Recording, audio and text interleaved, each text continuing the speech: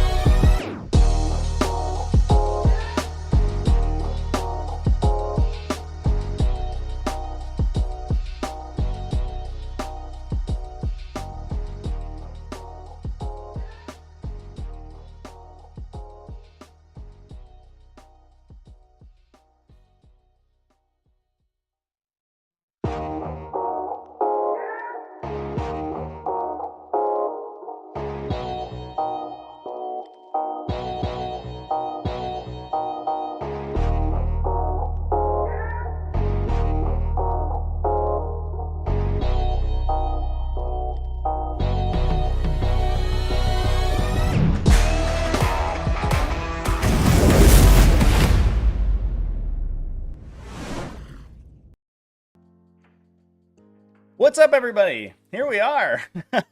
I missed my button to unmute myself for a second there, but we nailed it. The second time's the charm, and welcome back to Tactical Tuesday. It's Tuesday. We're getting tactical today, and we've got a lot of cool things to talk about. I think largely, as the title says, the fact that 10th edition I think is shaping up to be pretty cool.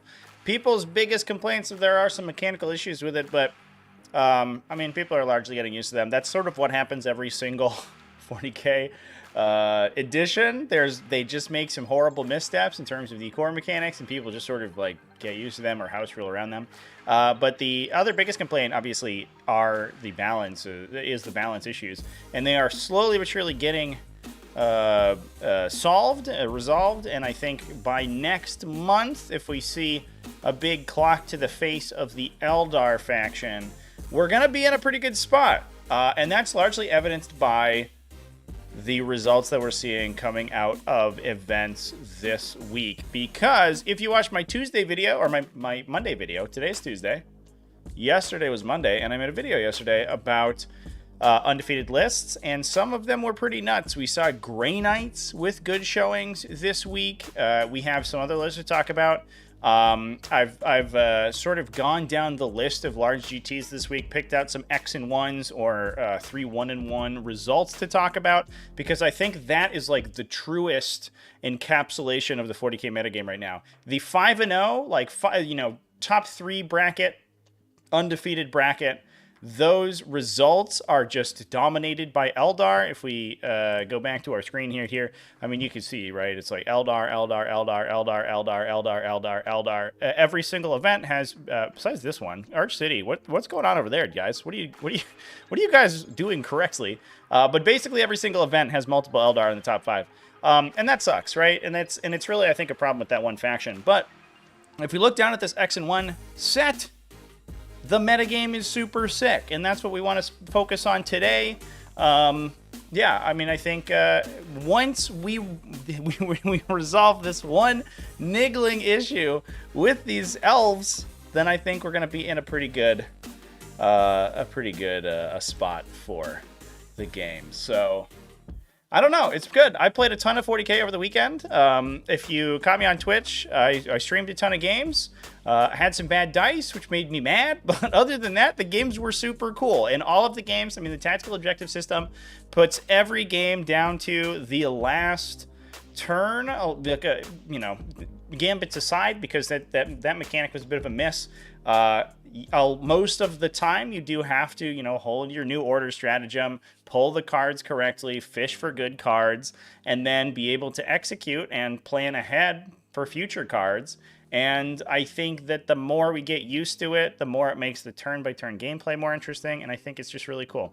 So I'm having a great time with 10th edition 40k. I hope y'all are having a great time with 10th edition 40k, and we'll talk about some lists. Before we dive into that, a couple other things to talk about. The T5S2 Invitational, I saw some questions in the comments of those videos about semifinal scheduling. It hasn't been determined yet. We're down to the top 4 players. We started about 350 players, down to only 4, which is crazy. And they have submitted their list. So if you go over to tts40k.com/invitational, you can click on the top 4 lists. If you click on the players within the top 4 bracket there on their entries in the top 4, you'll be able to get to their post cut lists, I guess. We cut to top 4, and then they got to resubmit, and we're using the most current errata. So their lists are all in. There's a little bit of spice. No faction changes, which is interesting. Everybody stuck with their factions, even though they knew what they were up against. But I think people are generally pretty confident with the factions that they're playing. 2 Eldar, which is not too surprising, but they are going to be facing each other, so one of them gets knocked out automatically. No Eldar mirror match in the finals here, versus Necrons and Custodes also being represented. So super cool. Those are going to be streamed as the players schedule them over the next week or so. So 3 games left in the Season 7 Invitational. Super awesome. Season 8 events have started to wrap up as well. If you're over on my purple channel, we did start streaming those. A little bit of an ignominious start for the first event finals of the season last night, but I think they'll get better and better. There's actually one playing in the server right now, so if you want to see some finals gameplay, it is live in Table 1, I believe. So that's pretty cool. And yeah, That's T5S2 events. If you're interested in joining, come hang out in the Discord, ! Discord and chat. And you can get over there and you can join into all of the free events that we have, and it's going to be super cool. So yeah, let's jump into it, chat. So what I wanted to do is start by just running down the lists that we have. We're on DGI over here. I know there's going to be some questions about where the lists come from. ! Lists in chat. We'll get you the links to either discountgamesinc.com/tournaments or our friends over at Best Coast Pairings. Both of those are where I get all my list info. And I thought what would be cool to do was dive into some factions that we didn't talk about on the Monday video, but that went X and 1. So, yeah, and I guess starting wherever. I'm gonna pick Thousand Suns to talk about, I think, because they're a really interesting example of like a top 5, top 8 faction that maybe doesn't quite make the cut. Doesn't have that great matchup into stuff like Knights, stuff like Eldar. But if we see that stuff get knocked down, I think they're going to be a top contender. If anybody has any requests for factions to look into, throw them in the chat room. I can't promise that I have results for all of them because we're going to be focusing on the upper placing lists today. But they're definitely going to be. I mean, most factions are represented at this point. I believe we even have Sisters and World Eaters at X1 right now, which is awesome.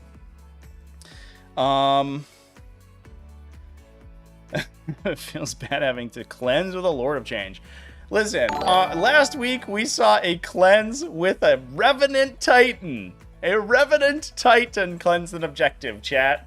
And those points were crucial. So if you gotta cleanse, you gotta cleanse. You know what's more oftentimes more important than shooting with your big tank is scoring victory points. Because shooting with the big tank, you're not guaranteed to score victory points, but cleansing an objective, you sure are. All right, so we're going to talk about Thousand Suns here. Capital Clash had Thousand Suns at 5-0-1. They did use WTC scoring here, so it was a points differential system. So you scored points based on the difference between your points and your opponent's victory points. So it wasn't the tiebreakers here. The reason that you see X 0-1s in is this correct? I guess we can actually just double check and make sure. Oh no, it's an X and 1. Just kidding. All right, it is an X and 1. But the reason that we see a lot of ties here is because it came down to a 20-point range, and those were both 10-10s basically. If you don't beat your opponent by a certain margin of points, I think it's 4 or 5 points in that WTC scoring system, then you end up with a tie, which is why you see in single events you see a lot of ties. All right, so this is a 5-1 over here, playing Ahriman, an Exalted Sorcerer with an Umbrella for Crystal. So that's a foot Exalted Sorcerer, actually. So he regenerates bodyguards back to his unit and gives them a 4+ vulnerable save. So it makes a super tanky brick of dudes on the table. Magnus the Red, a Demon Prince to also grant stealth. So we're really like pushing on-board presence with these guys, which is kind of sweet. A Sorcerer with Arcane Vortex, so he gets +1 damage. And he has a huge multi-shot gun. I believe it's 2d6 sustain 2. So if you get the Arcane Vortex for multi-damage, it kind of goes crazy. But it's so random because you could get anything from 0 damage to hundreds of damage. But if you pay the CP to reroll with your psychic weapons in Thousand Suns, that works a lot better. And then a Terminator Armor Sorcerer Lord with Lord of Forbidden Lore, so he can repeat rituals after you've already done them. We have 2 big Warflamer bricks and 1 little Warflamer unit. Is that right? Yeah, all Warflamers on these friends. All right. Interesting and cool. I think one of those is probably gonna, for certain, gonna have the Sorcerer attached to it. The other one probably with the Exalted Sorcerer, the other one with the regular Sorcerer. You can also attach the regular Sorcerer to just one of the little squads in the back, and they can just hold backline objectives and can't be shot, because they get an 18-inch lone operative effect. And then we're rocking a Scarab Cult Terminator unit and some Zangors. Wow. Straightforward. Love it. Easy peasy. I'm so interested in the Scarab Cult Terminators, chat, because they feel so matchup dependent. But I know a lot of players right now are sort of teching for team events, WTC and stuff like that. And a lot of teams are trying to take units specifically for those situations. No Codex Marine lists. Chat, we are going to have some Codex Marines to talk about. Definitely going to talk about some Space Marines today. We got a lot of those in those like top 8 sections of these armies. Yeah. Z Ramirez. I should probably put my headphones on because if I don't, I can't hear your super chats. So we're gonna put these friends on. Z, if your super chat already went through, I appreciate it. Thank you so much for the $2. We'll talk about Orks. Yeah, we can poke for some Orks. See if any Orks got in this top top placement here. All right, let's do that right now. So I didn't pick out any Orks specifically, but again, talking about Codex Space Marines, X1 Space Marines, X1 Space Marines. This is North and South GT, so this is a 60-player event and had 2 Space Marines in top 8. I'm just saying, chat, Space Marines are kind of hype. So I wouldn't kick Space Marines out yet. I've been playing a lot of Space Marines recently. There we go. So this is from RopeCon, the RopeCon tournament. This is a 44-player event. Again, it used WTC scorings. Oh, Galagif. Thank you so much for the follow over there on the purple channel. A little bit of an interesting thing you can see here is that each of the scores is out of a 20-point range, and this event used those scores as the tiebreaker. So based on your score and your opponent's score, you both got a split of 20 points. Whoever had the most of those points at the end of the event actually won. So your actual wins didn't matter. If everyone got like low scores, if all of the games were super close, you could, I mean, as we can see right here, you can win with an X-1 record, which is both the blessing and the curse of that format. It means that both, if you lose a game, you're not out of the running, but it also means that if you don't win many of your games with these like 19-1, 20-0 scores, you're probably out of the running yourself. So as you can see, there are undefeated players who didn't get very high scores. They played very tight games, especially towards the end of the tournament as they were paired into undefeated players. And those players got punished for playing closer games. So I don't love it. I don't love this system in a singles format, but it has both benefits and drawbacks. So we have Gene Stealer Call. This is the list I talked about on the best lists in 40K show, and today we're going to be talking about Yauni or Jouni, however you say that, playing Orks. Got a Watch Tribe Orks, double beast bosses, hot diggity damn, no head wampus kill chop on these guys. Follow me, lads, on the war boss, so he's going to buff their speed, plus Zodgrod Wartsnappa to supercharge a Gretchen unit. 1, 2, 3 units of boys, 2 beast snagas, 1 regular, and then all the trucks. All the trucks. We're at 6 today. 1, 2, 3, 4, 5, 6. Yep. All of Orc players have taken their kill rigs and they've disassembled them. They've put the giant squig out to pasture.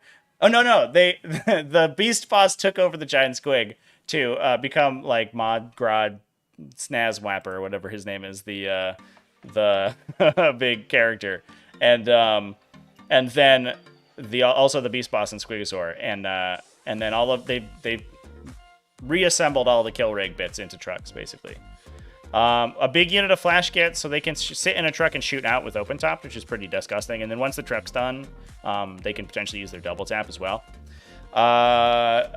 2 units of Gretchen, so one of them gets supercharged with Zodgrod. He gives them a huge scout move, so you can potentially push up the table with the Gretchen and start generating CP on forward objectives, which is kind of cool.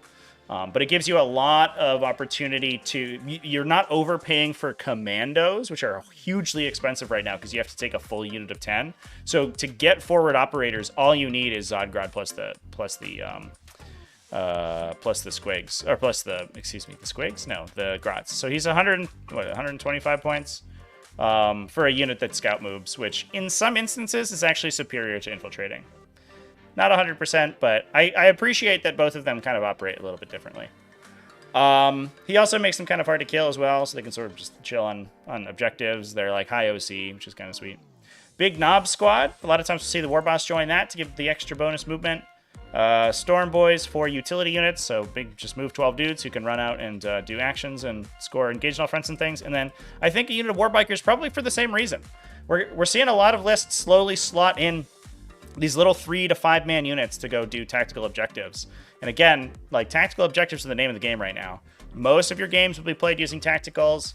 They're your ability to be really reactive on a turn-to-turn basis, and again, you know, play tactically is super important. So having all these little tiny, cheap, fast units that you don't care about throwing out to score victory points is huge.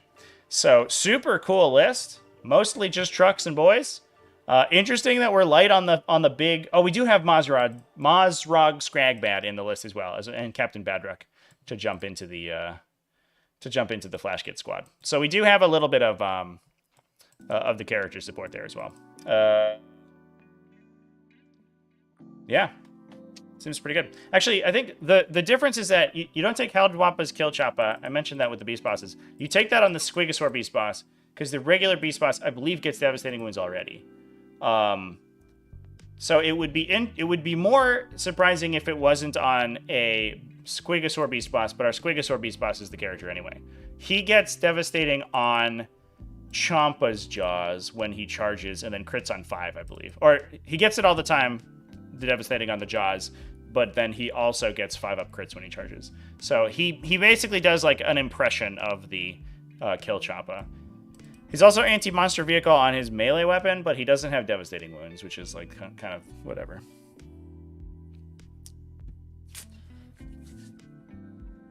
Good stuff.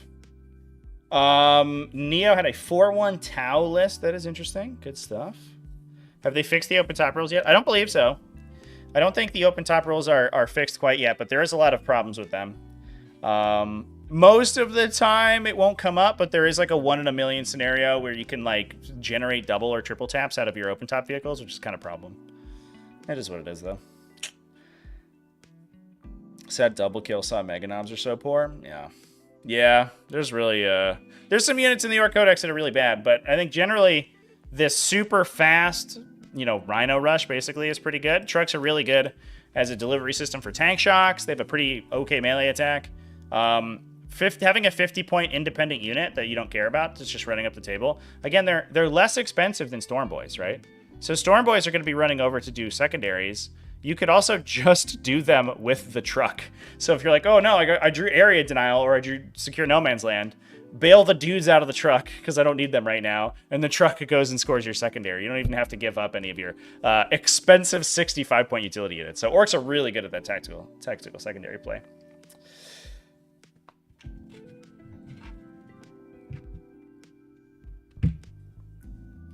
All right, let's move on. By the way, chat, see some comments in here about this being propaganda. I am in no way sponsored by Games Workshop. Just want to put that out there right now. This is not propaganda. I just think the 10th edition is pretty sweet. Games Workshop, in fact, I don't think would sponsor me, honestly. I'm generally, I don't know. I do a lot of TTS stuff, and I'm generally relatively critical of a lot of their decisions. So I think that I don't know, enjoy me being positive while you can.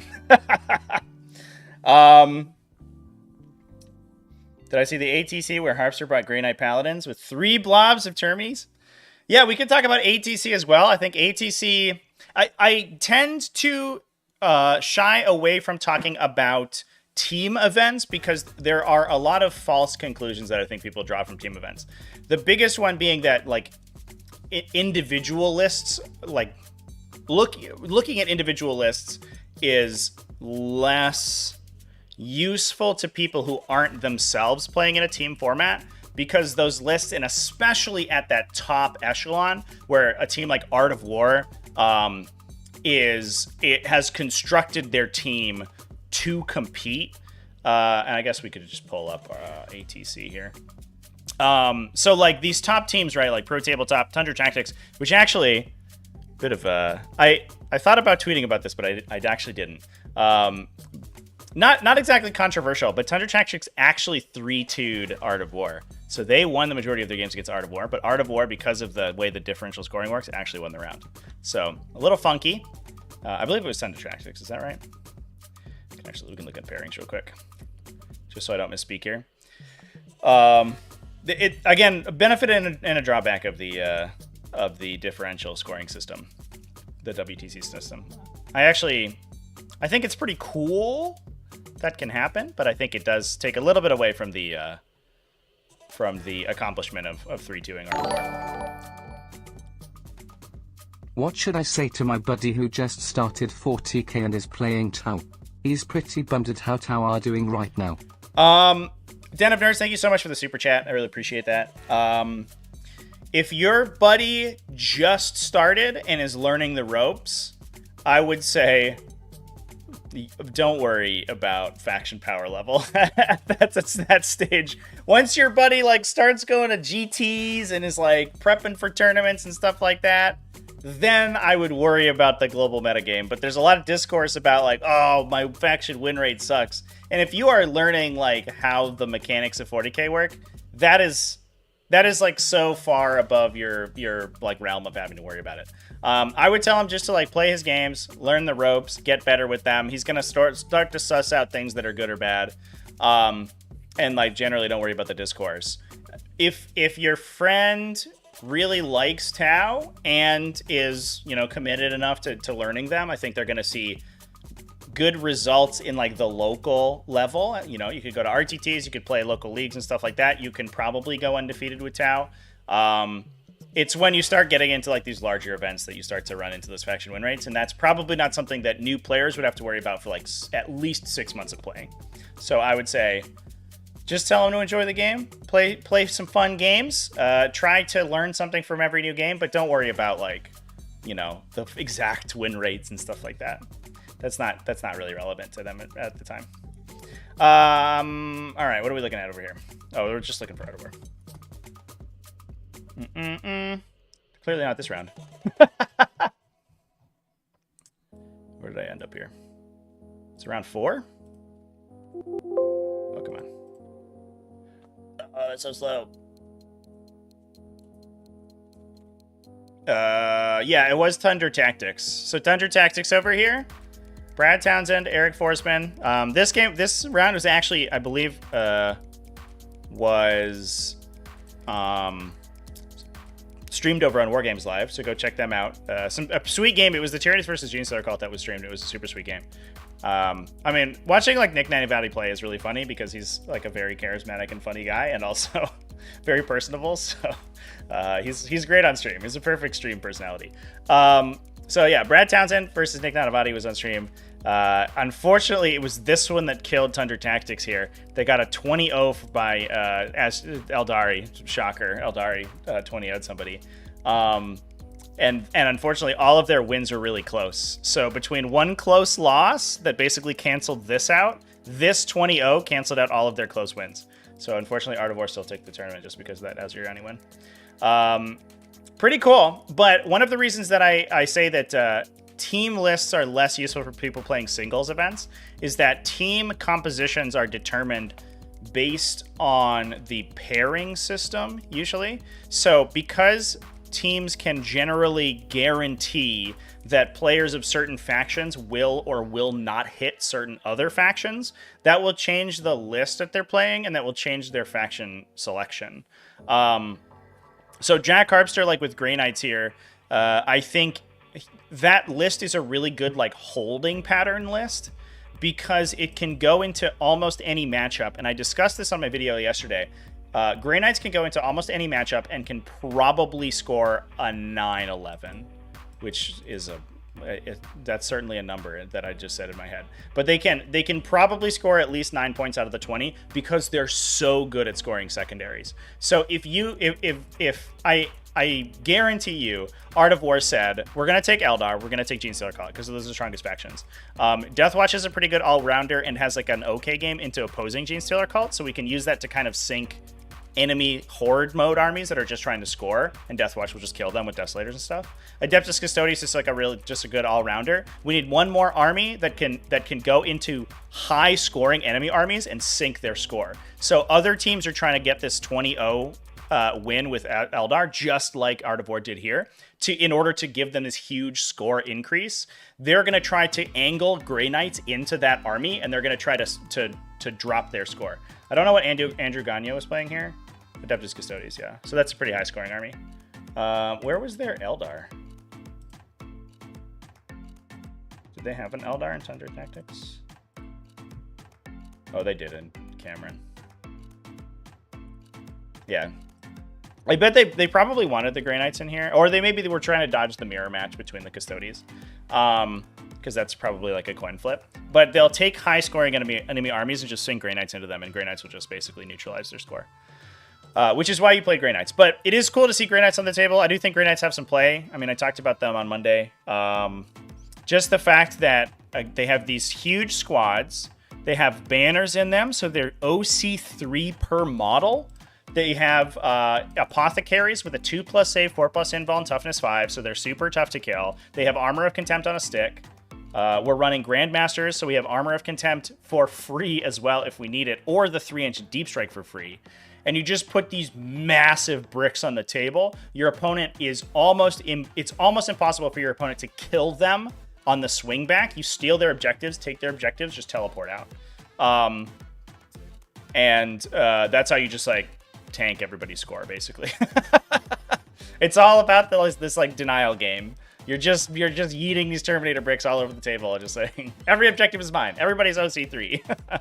All my objectives. And I know there's some complaints that means that, they don't play as you would want a Grey Knights list to play, because you want Grey Knights list to be smashy and like cool, but I mean, they have a good playstyle, so it is what it is.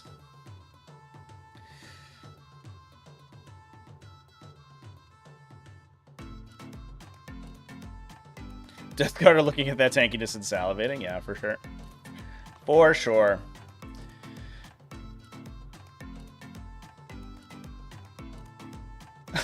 What page is quadra annually on? The word is quarterly. Quarterly. I had to look it up immediately after saying that. I was, I think the Discord made a meme about that. Let me see if I can find it. Quadra annually. Oh yeah, here we go. I appreciate the Tactical Tortoise Discord community because they will meme whatever weird word I make up. Quadra annually. All right. Let's move on, chat. Let's dive into some additional lists. I do want to talk about Chaos Demons a little bit. I think Chaos Demons, we just sort of discussed this Grey Knights game plan. Chaos Demons basically do the same thing because they have almost the same mechanics. Their redeploy is based on a stratagem rather than an army ability, so they have to pay for it. But they essentially have exactly the same kind of gameplay archetype. They're squishier, but they tend to do more damage. So it is kind of I haven't really thought of it, but it is kind of cool that Grey Knights and their Demon Quarry are basically playing the same game plan. It would make sense that the Grey Knights would adopt the tactics of their prey, right? All right. Damn, this list is smashy as hell. So this was over at Arch City GT. This is a 4-1, and this list hits like a truck. So we have Be'lakor, who's kind of required. He gives you your Shadow's aura, and he's okay at fighting, but he's not that great, and he makes you unshootable on turn 1. So at least you can deploy Shalaxi Hellbent on the table. Their move 14, and with Warp Surge can advance and charge. So if you're on the table, can't be shot at outside 18 inches, you can deploy on the line. Most armies can't get to you on turn 1. Even if they can, you are a 4+ invulnerable save, 5+ feel no pain. It's unlikely for any single attacker to kill Shalaxi in one hit, and if you are, she is automatically within the 3-inch charge of you. Unless they have to go around walls, in which case they'll just Warp Surge to advance and charge. So Shalaxi, pretty strong on the table. The Bloodthirster doesn't have that maneuverability, so it can deploy out of Shadows. Shadows of Chaos to come 6 inches away from people. Some Nurglings for forward deploy shenanigans. A Pink Horror unit. These guys are great, by the way. They're super tough to kill. They have a 4+ invulnerable save for 14 points a model. And then if you don't one-shot the unit, they have a 50-50 chance of duplicating themselves, and you get 2 models back. And then once those models die, they have a 50-50 chance of spawning Brimstone Horrors and just basically respawning anyway. So the pink horror unit is super tough to take down. They're functionally unshootable unless you're shooting like a super hardcore infantry killing unit at them. Blood Crushers in the army as well. 6 Blood Crushers. These guys are good at big numbers because each of them can impact attack when the unit charges, so they have a ton of chances to do mortal wounds in the charge. So they basically tank shock in addition to their normal melee. And then we have some Flamers and a Knight Despoiler. The big downside the demons have is that outside of the Lords of Change, so Kairos Fateweaver and the Everstave Lord of Change is usually who you play, there's basically no shooting in the army. Maybe Soul Grinders, but meh. So the ability to sub in a Chaos Knight gives you a lot of like backline shooting. And that's something that oftentimes you'll find that people against a composition like this, and this is why I always tell people to take shooting in their 40k armies. At least something with a gun to force your opponent to think about it in deployment. If you see this, you don't have to worry about being shot at very much. Like Bellacor's got a gun with his psychic power. Shalaxi's got a gun. They might kill something, but they have to kind of move up to it to do anything because they're short range. So you can just deploy out in the open. You're like, whatever. Bellacor's not going to run halfway across the table to shoot me with his dumb psychic power. So it doesn't matter. But if your opponent has a Chaos Knight just sitting in the back of their deployment zone, then suddenly every single deployment you have to make, you have to ensure that it doesn't see you, because otherwise it'll pick you up on the first turn. It also means that there's like a natural synergy between deep strike heavy armies and shooting attacks, because a lot of times what you want to do as the deep strike heavy army is you want to force your opponent to screen super heavily, and then you can wipe those units away with the shooting attacks and then force them to move additional screens out and do it again. So you can just sort of like passively kill a bunch of their units while your big demons are sitting in the middle of the table being mostly unshootable. Good stuff from Steve. I like that. Neo was great. Hell yeah. Do I have an exciting list to share from Boise or Neo? Yeah, there are a couple Tau X ones that we can talk about. Yep.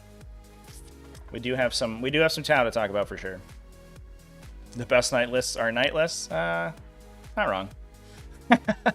But that's what knights were originally, right? They were an ally in for like Imperium armies, right? So it's kind of full circle. They're coming back to where they were.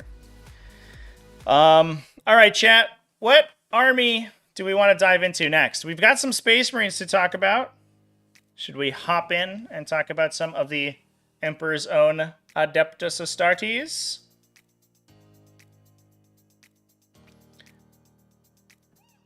Played at the Kraken event. Not too hot with Night Lords. I'm sorry to hear that, Dylan. Night Lords are pretty chad, though. That's pretty cool.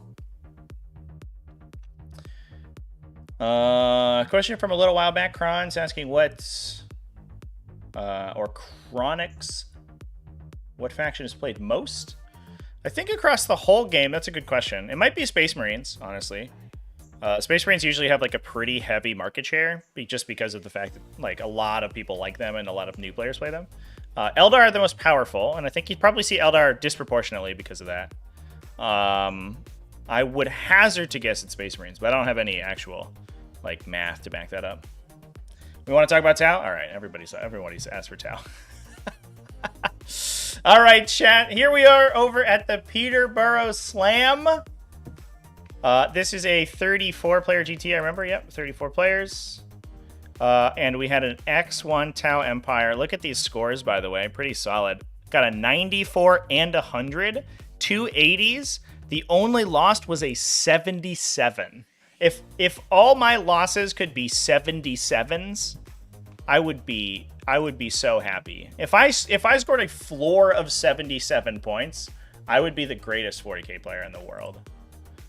So let's talk about this. Gustav's Tau Empire over here. So running Aunva. Now I absolutely love this Aunva technology. Let's see if do I have the Tau in? Oh no, what have I done?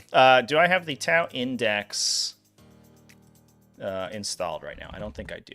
So I'll just grab it. We'll just grab it from Warhammer Community. I'm slowly but surely updating my collection of indexes, but I have to go through and pick out every individual data sheet, so it's like kind of a whole process. So let's talk about Aunva, because this data sheet is wild. He's not exactly the like support powerhouse from Aunvaz of times past, but he is so tanky it's nuts. So for 65 points, you get 2 Ethereal Guards. They are 2 wound each. This is only a T3 model. It is, however, lone operative, so you cannot shoot it outside 12 inches. They're move 6. They're all infantry, so they can go through walls. You're not like blocked by ruins like some of these weird lone operatives. I'm thinking of like blue scribes, basically. So they can deploy on the line. Your opponent can't really shoot at them.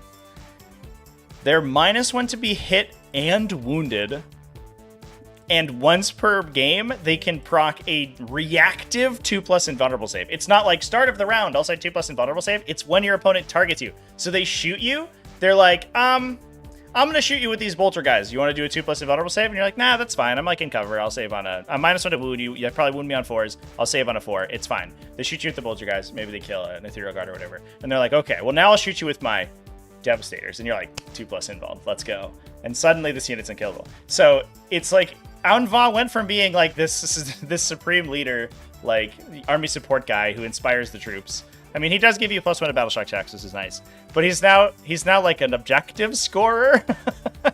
You're like, oh, I got area denial. Aunva's gonna run out in front of my army. He's gonna score area denial, and he's gonna take like the entirety of my opponent's shooting phase to remove because he has so many like layered defensive effects. Absolutely wild, chat. This datasheet is nuts. So Aunva's super cool technology. You could also just put him on your backline objective and never lose it, essentially. Like, he's a great screener. It's a little weird. It does make a little bit of sense because I think canonically he's a hologram.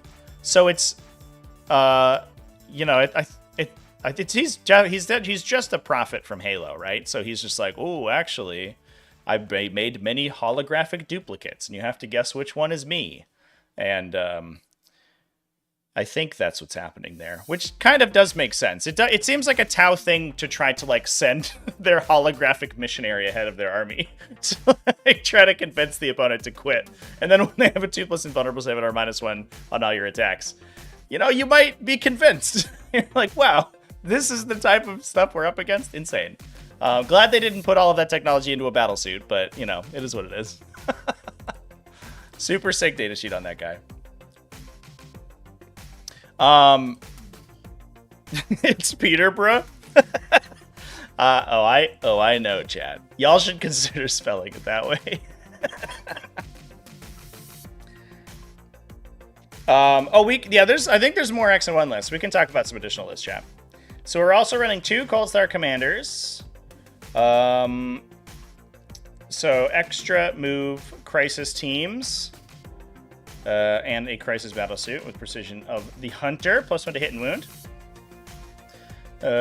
2 big a big huge crisis or broadside battle suit team, pretty classic, with seeker missiles on it and rail rifles, plus a huge crisis battle suit team. So that's a little bit new. We don't really see that one too often.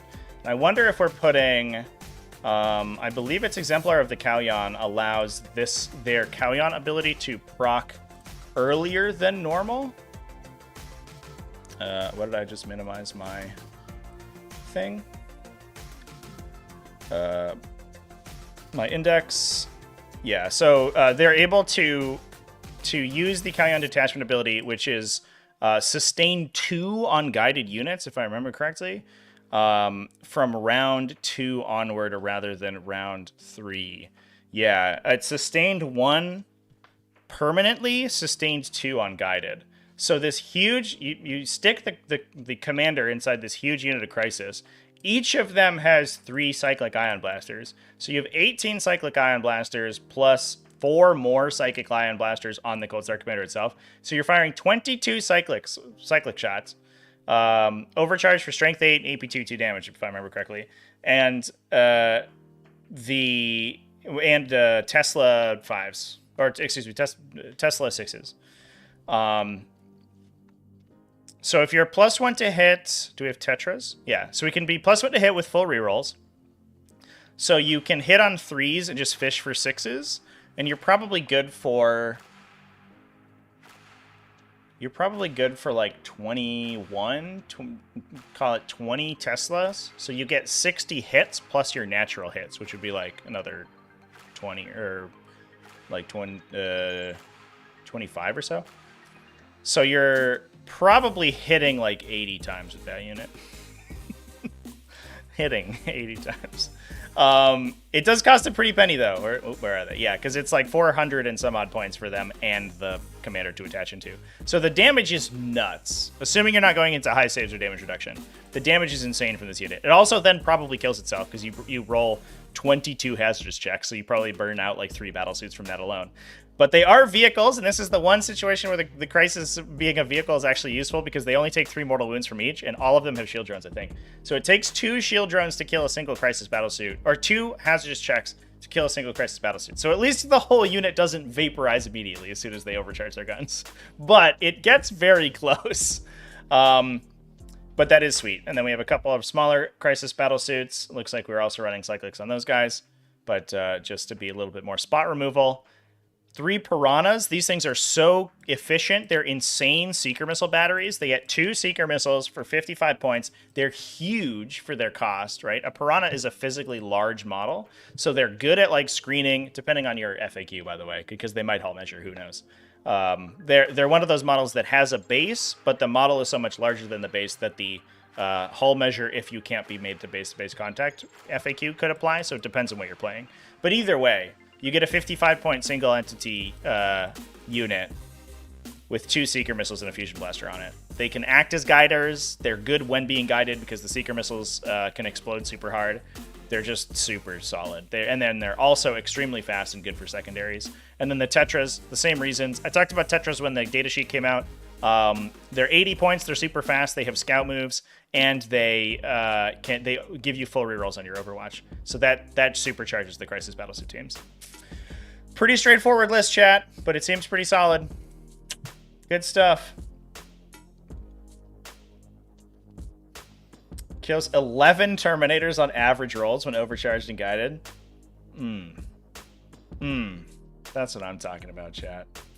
It's good stuff. A Pope battlesuit would be amazing, like a Pope mobile. Absolutely. Would he be like sticking out the top? With like, I'm imagining like it's a big robot, but it's got the little Pope mobile. Where's like, I think you're not supposed to call it the Pope mobile anymore. The Vatican got really mad about it. I imagine it's a battle suit, but it's like, show me the stupid picture. It's got the little Pope mobile. Oh, this isn't what I wanted. Curse you, CNN. It's got the little, like, the Pope mobile, like, box out the top. So it's like bottom, big robot, top, tiny box with a little old man inside. Like you've got like a Riptide battlesuit, but the head just ends in this little box with a man just sitting in it.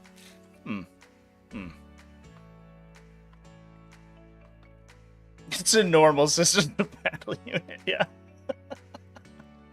Yeah, Sisters of Battle, like, what are you talking about? That's not even that strange. I don't know. Alright, cool Tau list. There were some other Tau, I think, while we're on the subject that we can talk about. Oh, we got some Dark Angels too, man. So many good lists in this bracket.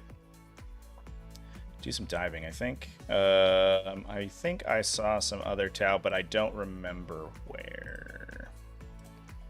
That's the one we talked about. That's the Orc list that we talked about.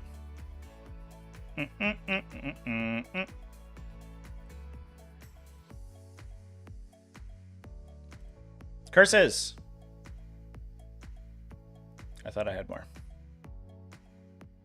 Oh, NEO. I don't think I opened up NEO. That's probably why. Here it is. Here we go. Yep. So we have another one. 5-1 at Northeast Open. This name, by the way, always throws me for a loop. This is a personal problem that I have because I live in the Northeast of the United States. So we're used to calling ourselves the Northeast and forgetting about every other region in the world because we're American, and that's our birthright, of course. And so we have the north. We have a northeast open. We also have like the northeast tournament circuit, NETC. So every time I see northeast open, I always, and I've done this every single year, every time this event's been run, and I know it's a long-running UK event, and I know it's super prestigious and it's super cool. And also they have the greatest intro or little thumbnail in BCP ever. But I always think like, oh, is this a local event that I missed? No, it's not. It's in the UK every time. That's entirely my problem though. And I'm just talking about it. All right, let's talk about this list. So a little bit different. We already have Anva in the list already. We're also bringing the Shady Lady, Commander Shadowsun. She's got a reroll 1's aura, so it gives you more redundancy, especially on your either your observer units or if you're not bringing Tetras. She also is, I believe, beyond regular ethereals who are kind of trash, the only command point regen in the faction because she gives you a command point refund. I think it's on a 4 if you use strats within 12 of her. I guess I can verify that so I'm not totally misrepresenting what she does. But she herself is also she's a lone operative character. She's relatively fast. She's pretty tanky because she's -1 to be wounded and has stealth. So she's kind of like Anva in that she's -1 to be hit and wounded. But then she also has a solid and vulnerable save. Not 2+, but it's all right. So yeah, it's within 6 inches on a 5. So she basically gets the comms link effect on everybody within 6. And she's got some pretty good shooting attacks. She is a little expensive for her points value, and she doesn't enter a unit, so she doesn't buff anyone directly. She just grants the reroll aura. So if you're playing in the list like we just talked about, where you're rocking all the Tetras, which we're not quite here, we're rocking some of the Tetras, but not all of them, then she does give you rerolls on a stick. But the Tetras are definitely the better outlet for rerolls. So we're running Shady Lady, 3 Cold Star Commanders, Kalyan and Precision Hunter, or Patient Hunter. The big, huge Crisis Battlesuit team, 2 small Crisis Battlesuit teams. We're seeing a lot of repeats here. A unit of Krutox Riders, a single Krutox. I think just there because it's a good utility unit. It's only 35 points to get a single model, which is good. They are, I believe, mounted, which is less exciting because they can't go through walls and they're kind of slow. But they've got a gun. So it's whatever. The downside of a lot of these little Kroot units, though, is that I know it's the case for Kroot Hounds that they're OC 0, but also basically none of them have For the Greater Good. So they aren't able to support for each other. So you can't spam the little auxiliary units and then observe for other Tau units. I have seen that mistake made before, so keep that in mind. So it is a 7-inch scouting moved mounted unit. So they can't go through walls, but they do scout, so that's solid. They can deploy on the line and then use forward cover to get up the table and do turn 1 actions. And they have an OC value. So unlike Kroot Hounds, they're slower and they're a little bit more clunkier, but they can actually score secure no man's land or extend battle lines in the first turn because they actually have an OC. So that's actually kind of solid. We then have all the piranhas. Oh wow, units of 2 piranhas. Dang, okay. We're just all in on these seeker missiles, dude. we're getting the most seeker missile bang for our buck that we possibly can out of these piranha data sheets. All right, let's go. 1 unit of stealth battlesuits. I actually really like these guys. They supercharge that. Well, they don't quite supercharge the big crisis unit because they don't give you rerolls to hit. What you can do, it's definitely less effective than guiding with the Tetras, but you can, because there's Shadowsun in this list, you can give reroll 1s to hit to the big team and then guide them with the stealth battlesuits, and the stealth battlesuits give them reroll 1s to wound. So you're, instead of getting full rerolls to hit that you can fish for exploding like Tesla 6s on, you could get reroll 1s both ways. I don't think it's quite as effective, but it's also better on the other units as well. Although we don't have any broadsides or anything to take advantage of that. So I like the stealth battlesuits. They also just infiltrate and they do utility stuff. They're just a solid unit. And then some Tetras to do rerolls. So a little bit of a different take, but pretty similar.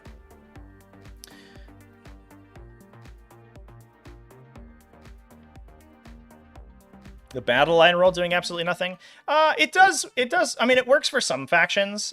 We've seen like some Tyranid lists that spam things. I mean, the Genestealer Cult are basically battle line the faction. You just only play battle line units, so the battle line rule is huge. It's for the factions that have less use for like chaff units that are more elite. That the taking battle line stuff is less useful for sure.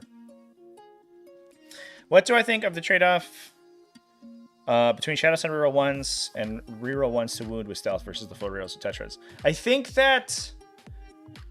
I think the Tetras... I don't have any math to support this, but I have to imagine that the Tetras and the full rerolls into Tesla is more effective on the bigger unit on round 2. Round 1, because you're not getting the exploding hits, I think you want the stealth battlesuit reroll. So they give you a higher output on round 1. They also you can sort of ape that effect on round 2 with a second crisis team, right? So instead of getting the full rerolls into Tesla on round 2, when for the unit that doesn't have Exemplar of the Kauyon, so their Kauyon effect isn't active yet, they can get reroll 1s and 1s. So they're still like buffing their damage a little bit if they need to shoot on round 2 rather than waiting to round 3. Seeker missiles are life. Seeker missiles do seem sweet.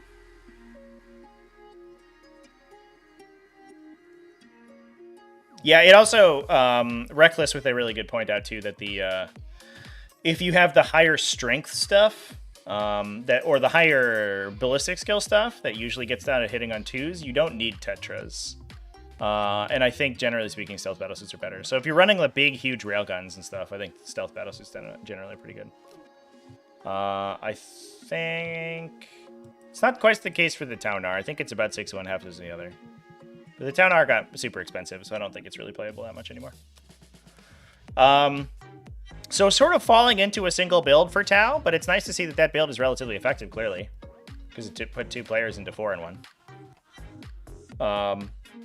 And it seemed, I mean, the amount of damage from this Crisis team seems disgusting. You can also then, like, fire and fade it, right? To try to get it, like, back out of responsive charge ranges and stuff. Yeah, it just seems super solid. And I would not want to be overwatched by this thing. Largely because... If it's Kauyon's active, it gets sustained 1 on Overwatch, I believe. It doesn't get rerolls because it's no longer guided, but it's still it can reroll 1s from Shadow Sun. So you're still shooting a million attacks, rerolling 1s, and just wrecking people. Yeah, it doesn't require you to be selected to shoot to get the sustain. It just works on Overwatch too. So your Overwatch from that unit's super disgusting too. If you have Shadow Sun. Less so if you don't, but pretty good.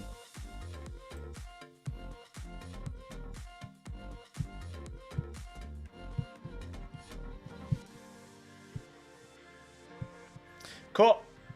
Anyway, chat, let's move on. Well, let's talk about a different faction. So we talked about Tau. Everybody's interested in Tau. I think we'll talk about Space Marines next. Should we hop into some Space Marines? People were excited about those at the beginning of the video, so let's do that.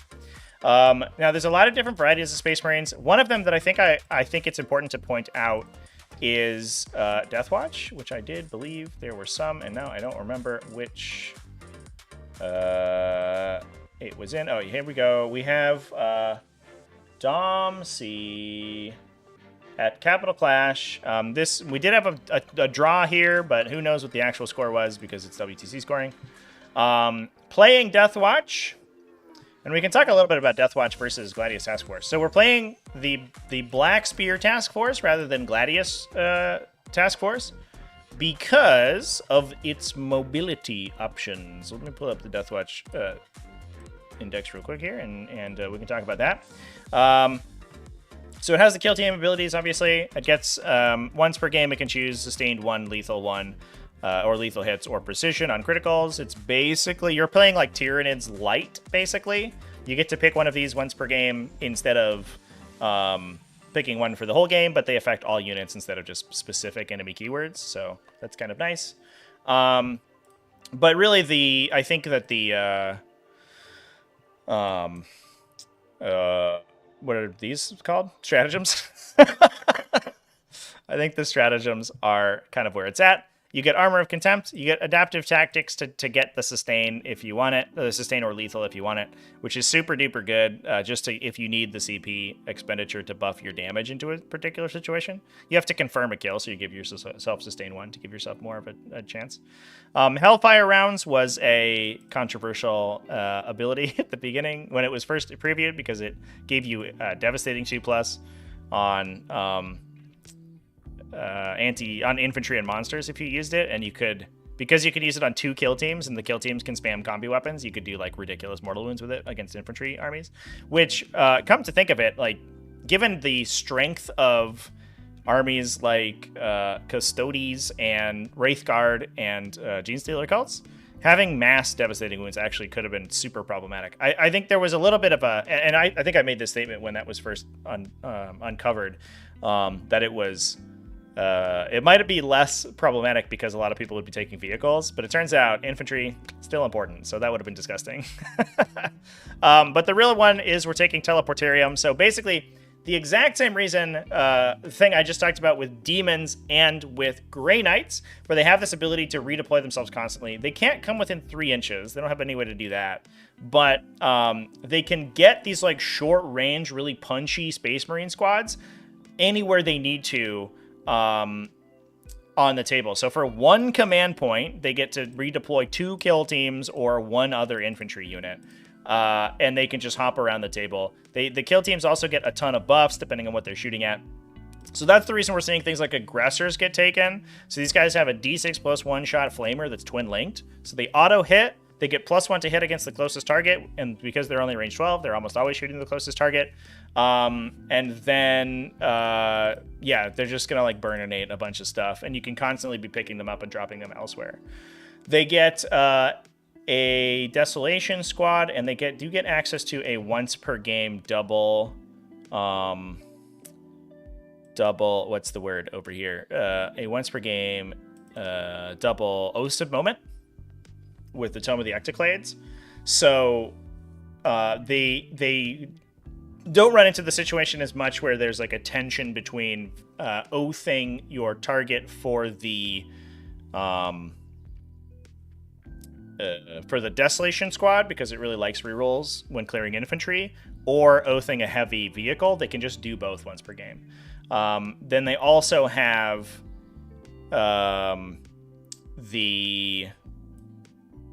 what's the word? They also have the sustained 1 if they need to adaptive strategy or choose it as their mission tactic for that round. So they don't get the full Bolter Discipline combo that regular Space Marines do, but it's pretty close. We're also running a Gravis Captain. Little interesting, I guess. So this guy's just joining the aggressor squads. He gives them a free use of Teleportarium. A lot of times you see that guy with Beacon Angelus, so he can he gains Deep Strike, so you don't have to do the first Deep Strike, and he can rapid ingress for 0. But it does mean that you can put him on the table, and for 0 CP because of Rites of Battle, you can pick up the whole aggressor squad on the end of the opponent's first turn and then drop them immediately. So you have to watch out for that super hard. So you have to screen really hard against this. The Desolators just pick up your screens every turn, so it's super tough to upkeep the screens against the teleports, and then they just continuously re-deep strike on you. We have an Inceptor squad because it's like the best unit in the Space Marine Codex. A Land Speeder to buff blast weapons. So actually, I think it can give +1 to hit to the Desolators, I believe, which is actually kind of sweet. An Infiltrator squad to prevent enemy Deep Strikers, and then 2 big Proteus kill teams. So these guys are also going to be the beneficiaries of those Teleportariums. And it's just a combination of a bunch of super good guns. We have good frag cannons, which are multi-damage, sort of short-range guns. We have a bunch of Cyclone missile launchers out of the Terminators, and we have combi weapons, I believe. No, not so much. No combi weapons this time. Just running the frag cannons on the regular veterans. So a good combination of decent melee and good shooting and ridiculous maneuverability. plus a Hail Strike to give +1 AP as well. So you can actually buff. You can kind of get the Devastator Doctrine a bit for your guys too. We have an Eversor Assassin in this one, which is a little bit interesting. Kind of strange it's not a Calidus, but I guess we didn't have the points for that. And then 1 Exaction Squad to hold down the back line. So that is probably one of the strongest compositions of Space Marines that we're going to be seeing popping up more and more often. It's certainly... It's much tougher to use because you have to be good at using your redeploy abilities than Gladius Task Force. And Gladius Task Force just solves a bunch of problems, right? You can be like, well, anytime I need to advance in charge, I can just do it. So Gladius Task Force is a little bit interesting, but the Black Spear Task Force, once I think you get a hold of it, is probably on the whole more powerful. So pretty cool. We haven't talked about Necrons. I did talk about Necrons yesterday, though. So I don't know if I'll keep talking about Necrons, honestly, chat. Necrons were they were the next highest undefeated beyond Adeptus Custodes, and if you watch my video, I talked about Necrons yesterday. I think I covered exactly what that faction does because they're nuts. Necrons definitely went under the radar for a bunch of people when the edition came out, and they're insane.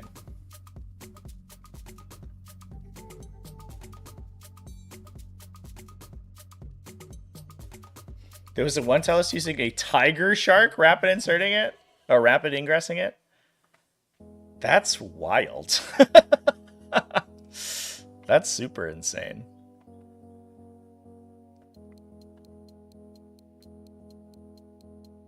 Guide isn't persisting. The Tau guide is not. It's a different mechanic entirely from Eldar. That's a Tau thing. It only works for that shooting phase.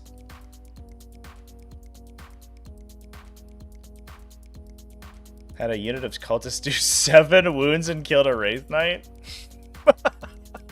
Let's go. Let's go.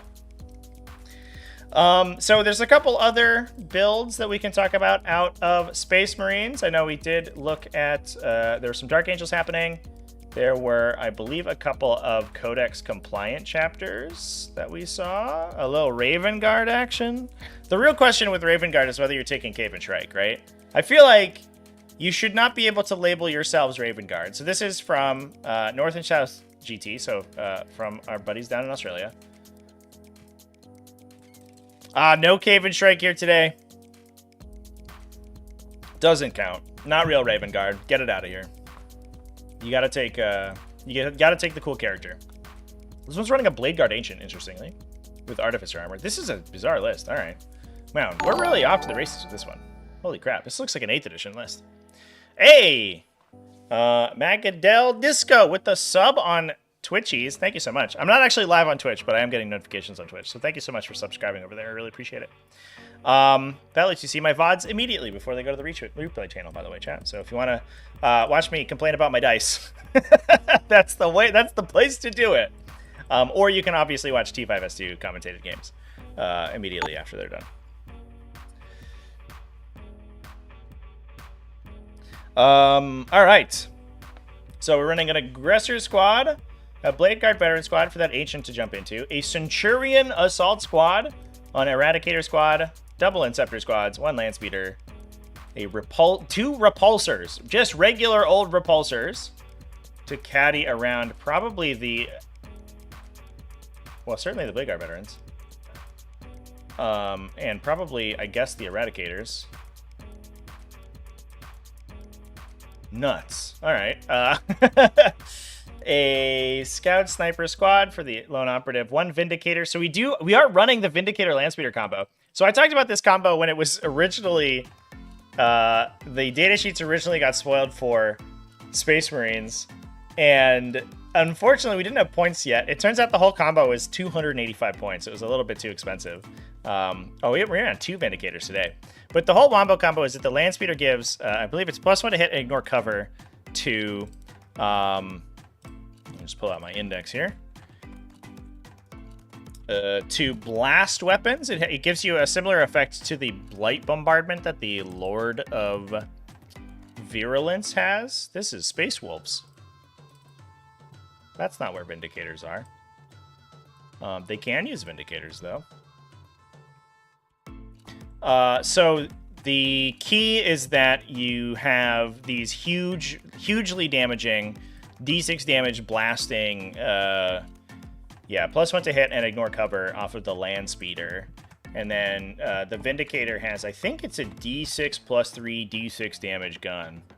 Yeah, so it's a D6 +3 to range 24, but this thing's tough to kill. It's a base 2+ save. It's got smoke, so it can automatically go into cover, and you could Armor of Contempt it potentially as well.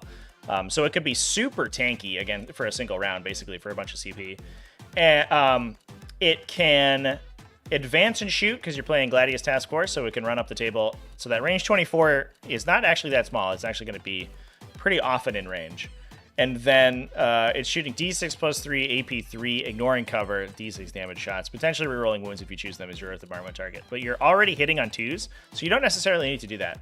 So the damage out of this combo is insane. These things do you just point at something and it picks it up. But the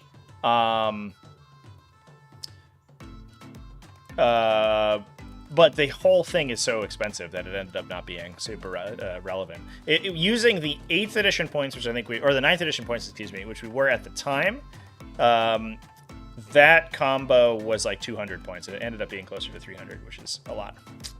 But still pretty solid. It's just very expensive, so the rest of your army suffers a little bit. But they also have the ability to shoot their cannons into melee, so even if you engage them, if they're just sort of chilling in the middle, they're OC 3, so they're contributing some OC. They're forcing you to run up into the Centurion Assault Squads and the Blade Guard veterans. And then they can even just fire at you if you're engaged. Now, I think the memey thing you could potentially do here with this big Centurion squad is you play an Ultramarines, and I think you take Uriel Ventress. Because he lets them deep strike, I believe. Yeah, because they're infantry. They are, right? I'm not misspeaking here. Shows how much I see Centurions. They are somehow still infantry. They're not vehicles now. So yeah, Ventress lets them deep strike. So you can be doing a rapid ingress unit of terrifying like beat stick idiots if you've got this guy in your army. Unfortunately, he himself is kind of poopy, so you have to be taking a model who's already not very good. But if you do so, he lets you deep strike that big, huge Centurion brick. You can also just bring it in off the side, but it's a little bit slow and kind of difficult to get into grips with people. But it's terrifying when it gets in there. It's similar to the aggressors. All their weapons are twin linked, and I think they get like sustain 2 against vehicles, which is kind of nuts once they get into melee. So they're just a big beater unit. Kind of cool.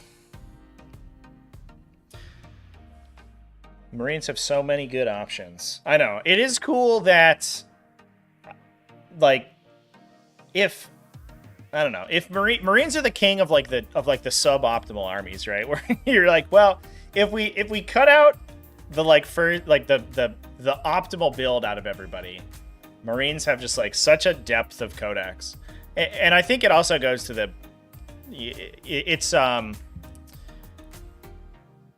it's encouraging that the design team was able to create this faction where it has like 120 units in it or something insane, that every one of them has slightly different abilities, so you have very little overlap. There's a little bit in there. Stuff like intercessors versus tactical squads is like a little bit weird, but the fact that there's not much of it is so cool. Oop, sorry, chat. Big noise. Inky's over here. She's a little freaked out. I have my windows open, by the way, because it's pretty hot today. So you can probably hear some background noises. I'm not sure. But if you can, that would be why.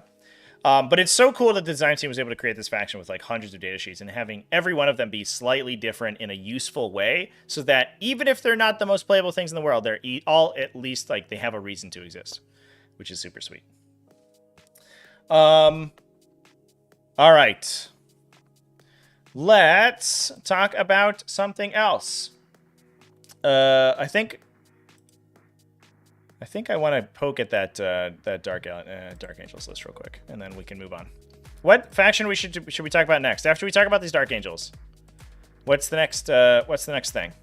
Everybody post in chat.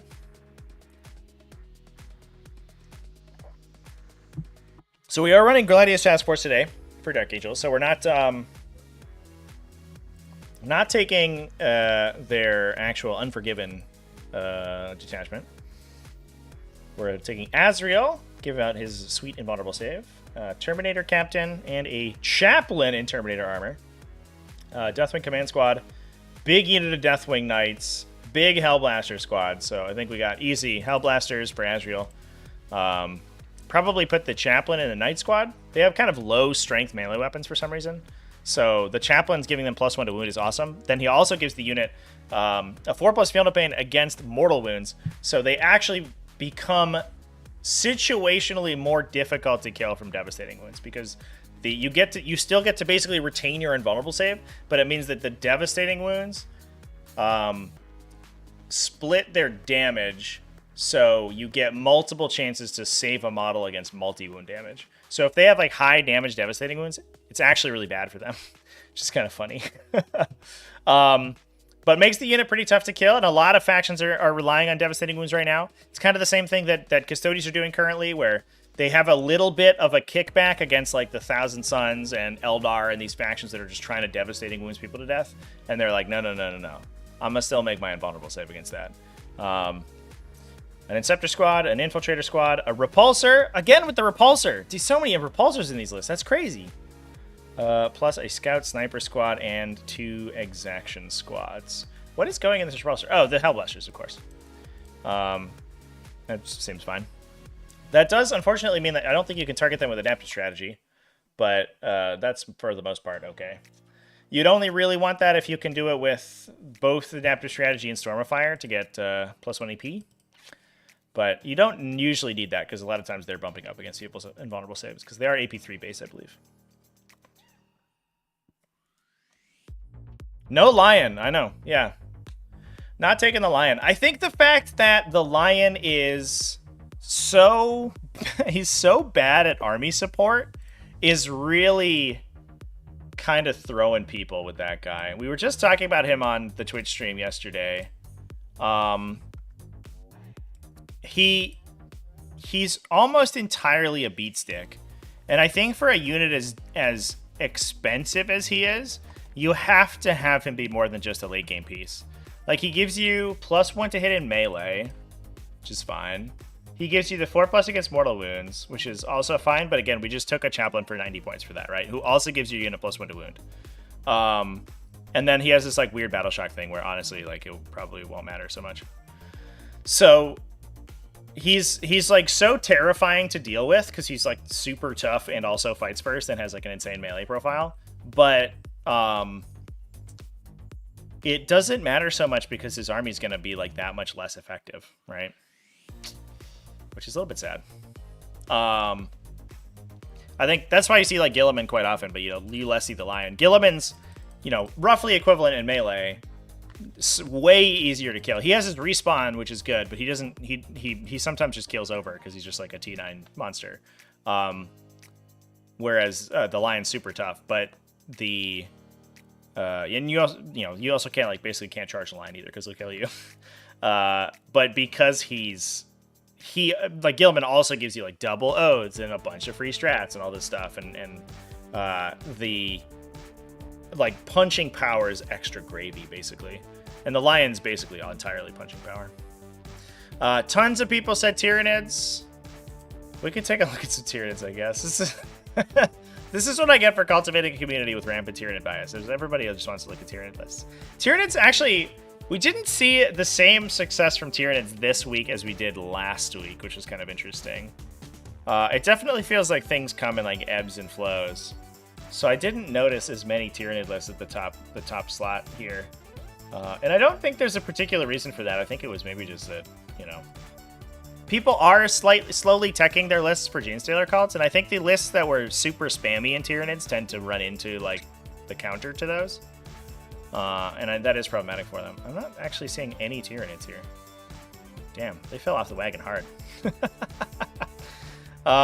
We can talk about this list though. I think this is generally speaking. I did make a big spiel about how the team lists aren't necessarily representative of singles lists, but I think that this list from Brad here from Tundra Tactics is correct, or is generally speaking pretty good.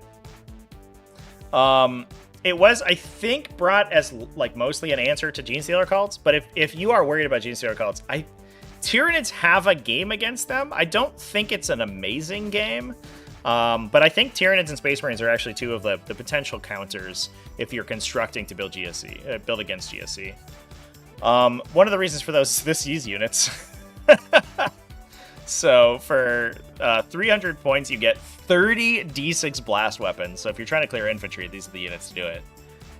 There was a little bit of a mistake. This was Brad's game was streamed to Norman on War Games Live. He did play his Tyrant Guard as granting the infantry keyword to the Hive Tyrant. That's not how it works. So the Hive Tyrant can't go through walls even if it's inside an infantry unit. So keep that one in mind if you're attaching Tyrant Guard to the Hive Tyrant. That's one of the reasons I actually think the Tyrant Guard are kind of worthless. They should probably just be more of this stuff. So yeah, this one very specifically teched to kill infantry. Tons and tons of barb gaunts, biovores. The mines can screen for Tyranids, which is huge now. They lost the clause in the mine rules where they didn't count for setting up reinforcements. So not only do they do actions, but you can also zone out areas of the table for them. It doesn't matter so much for units that are 3-inch deep striking, but it does matter for the for like anybody regular deep striking or anyone not tunnel crawlersing on you.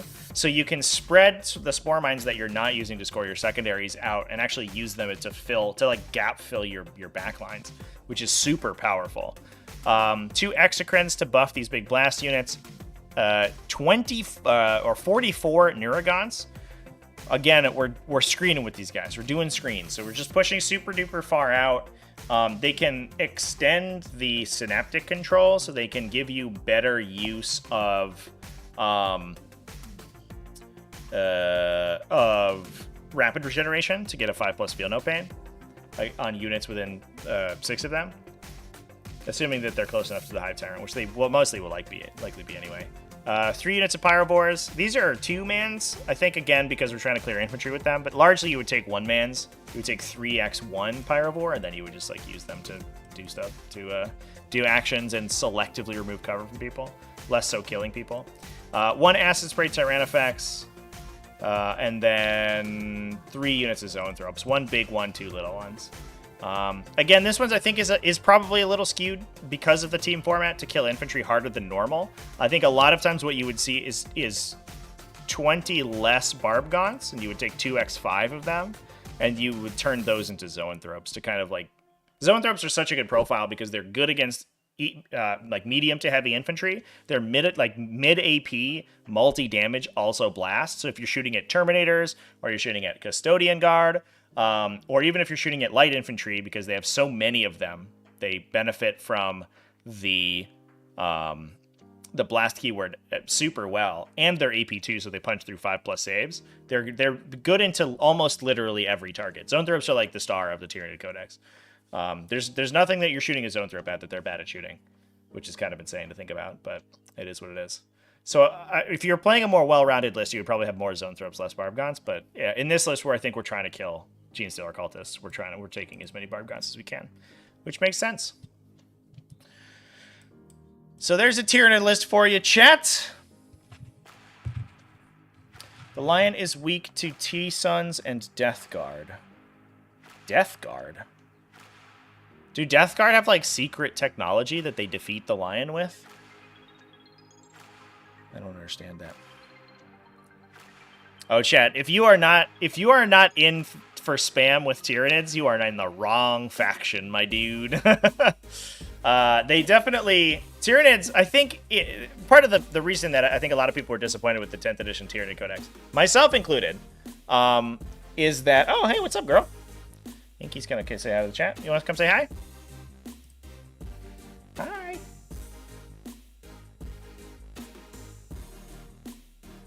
Aw, what a cutie pie.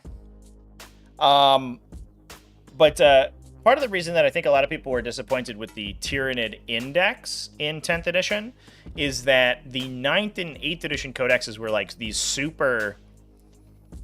I always kind of... I compare them to playing like Zerg or, aliens from Starship Troopers, right? Like the real hive aliens versus like the spooky aliens, like the alien from Aliens, right? Where the hive aliens are like, oh, spam people and like charge and stuff, versus like the spooky aliens, which are always like crawling around vents and like jumping around and grabbing a guy from the shadows.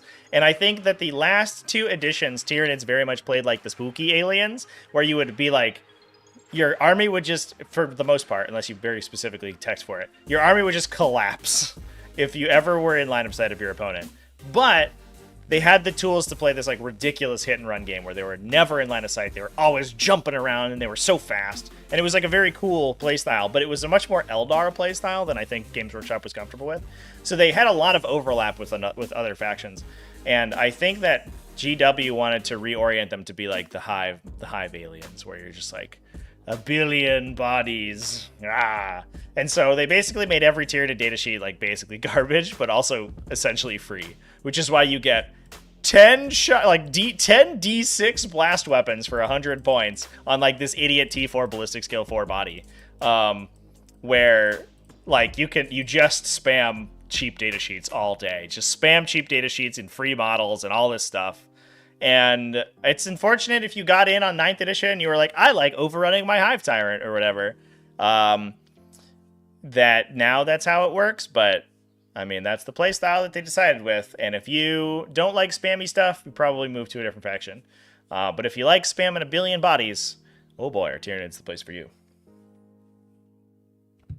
Shadow in the Warp is trash? Yeah.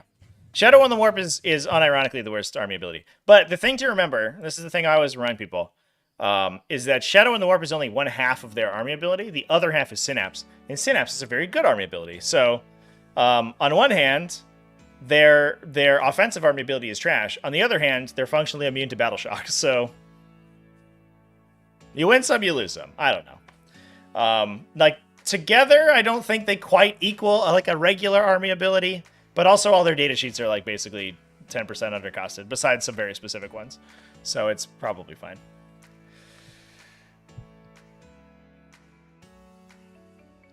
Battle line card effects is... Oh, I got a cough, chat. Got something on my throat.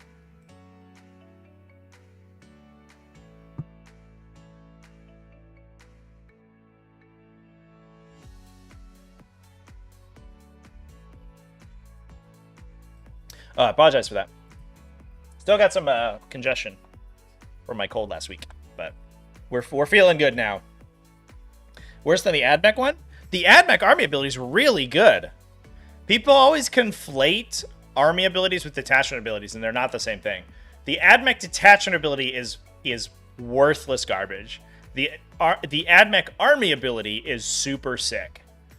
Flipping between heavy and +1 AP on your entire, or flipping between heavy and -1 AP on your army. That's what it is, right? It's heavy, and if you're in your own deployment zone, you're -1 AP. Or assault and +1 AP is an insane army bonus. It's just that their data sheets aren't that good, so they don't get a huge benefit from it. But like the random flip into assault +1 AP means that like all their AP2 anti-tank guns suddenly become like really dangerous. They just have to be able to leverage them on the right targets, which is a little bit tough sometimes. And they're also probably too expensive. But there has been some good. I mean, I've had anecdotal reports of good AdMech lists like slowly coming out, which is I mean, again, that 10th edition doing pretty good.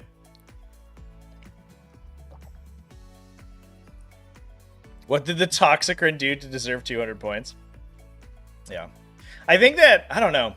There's something about like models that are clunky to play in person, which I think is the Toxicron is a perfect example of, that they don't really want people like playing with so much. So they, I don't know, they're like cool big models, and they just like overcharge them for points because they're like, well, people will buy this based on the model anyway, so who cares about what it does? Which is crappy, but I mean, you buy that kit for the Maliceptor anyway. The Toxicron is garbage, but the Maliceptor is sweet.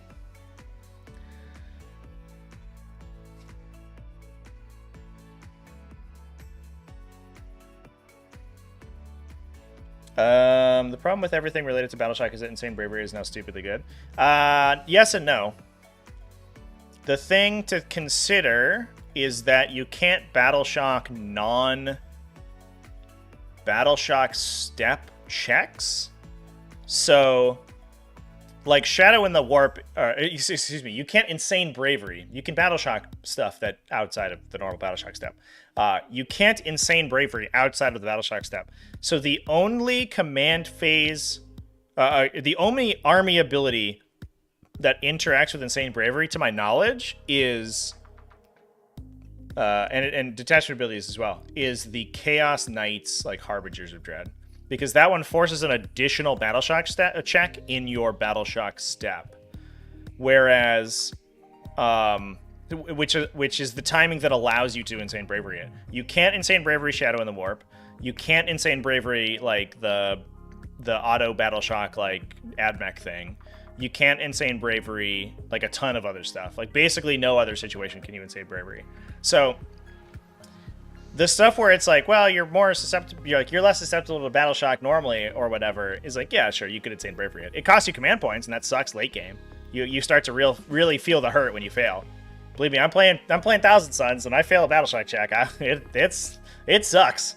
But the army abilities that inflicts Battleshock don't interact with Insane Bravery, generally speaking, very much. Anyway, let's talk about some other stuff. We talked about some Tyranids. Somebody asked for sisters, and there is a sisters list to talk about, so I'm gonna go grab that real quick. And I'm hoping that they didn't put in sisters, unfortunately. And my heart goes out to sisters players because they're the first entry, Adepta Sororitas being like AD. I don't know. Oh, it's because it's all the Adeptus stuff goes first alphabetically in the BCP faction loadout, but Adepta end with an A, so they're the top alphabetically. And people, if they don't put their faction name in, always put Adepta Sororitas, and that means that Adepta Sororitas get like assigned a bunch of additional faction results for no reason. I'm not finding this one now. Where is it? Where did it go?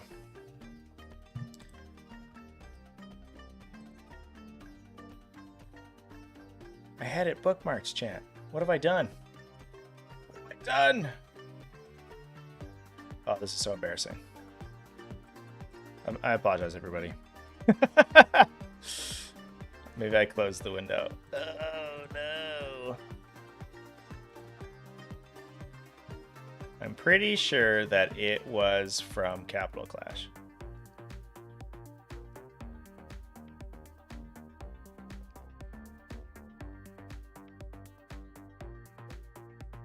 But I guess it wasn't. Damn it.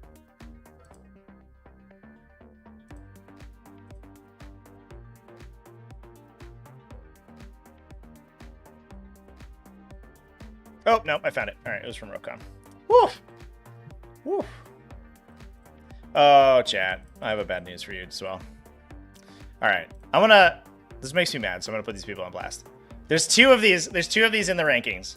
So I earmarked this list because I wanted to talk about it because it was X01 Adepta Sororitas. I didn't review the list beforehand. This is Junas Neva. It's in as Adepta Sororitas, likely for the reason I just mentioned. It's fucking Eldar, chat. And there's another one. Let me see if I can find it. So this is, if it didn't matter at all, I wouldn't have a leg to stand on here. But because these results they don't get like individually verified, because that would be nuts. But they do get put into like statistical analyses. Here's another one, right? And this one is there's less of a funny anecdote here. They do get put into statistical analyses, and people do like army search for them to try to find lists.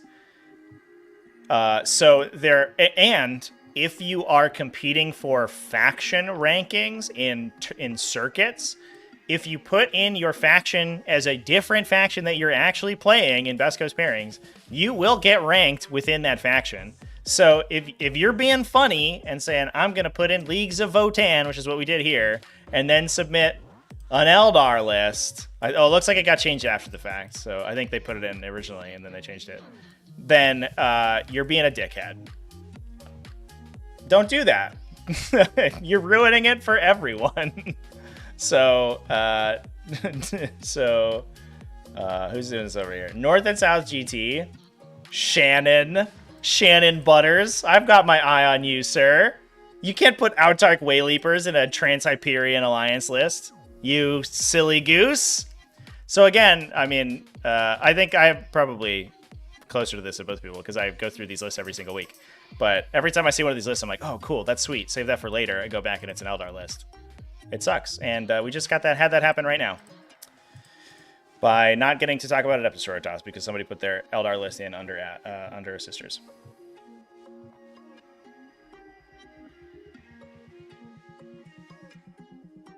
Ugh. I feel bad, Sisters players. Let's find a Sisters list. Let's go through the big lists. Northeast Open. We get a good one? Oh, that's not how you spell Adepta. 2-3. That's not great. I do think there's a good Sisters archetype. Ooh. 4-1, chat? Liam Hogwood, you better not be joshing me here, because if you are, I'm gonna come to your house. I'm gonna come down to Tasmania, my guy. Oh, it's a real Sisters list. We did it! X1 Sisters! Let's go! Hell yeah! Alright. Oh! See, Votann is fine. Yeah, Votann's fine, chat. Just take Wraith Knights. Why didn't you consider that? Alright. Whoa. I'm glad that we got a Sisters list. With a good ranking. Pretty solid scores. Alright, Liam Hogwood. You're off the hook. Congratulations on your finish. I'm proud of you, buddy. Alright, so we have a Dogmata. We've got Junith. Maybe in a Rhino, because it's funny. Although I think, did they fix that? I think they patched that. I don't think you can put Junith in a Rhino anymore, which is unfortunate.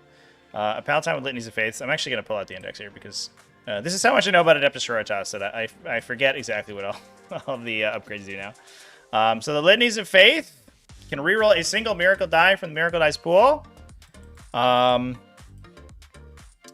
if you are wounded, you get extra, but that will probably never happen. We are taking a Plasma Pistol in order to, I think we can potentially overcharge and do damage to themselves, which is funny.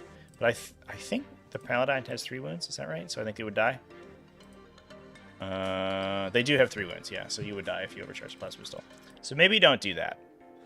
Unless you can Divine Intervention it? Alright, here's the Wombo combo. You overcharge the gun with the Palatine, you blow yourself up with Hazardous, die, and then Divine Intervention to bring yourself back with 2 wounds, and then you can trigger your buffed Litany of Faith.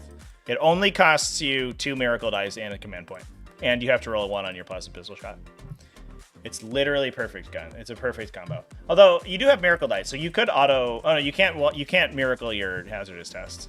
Otherwise, everyone would do that. It would be really good. So sad. That's sad. Another Palatine with the Blade of St. Eleanor. This thing's pretty cool.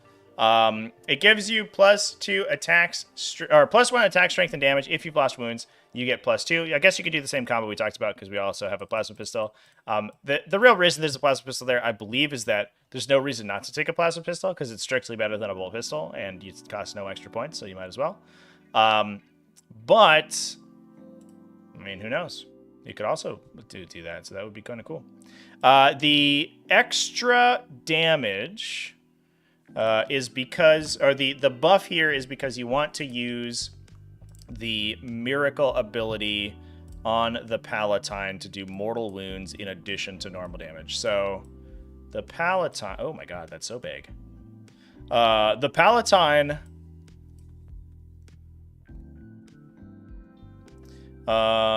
grants lethal hits when you can burn a Miracle Dice when they fight, to do 1 mortal wound in addition to damage. So it's not a active faith, so you can do it in addition to your active acts of faith.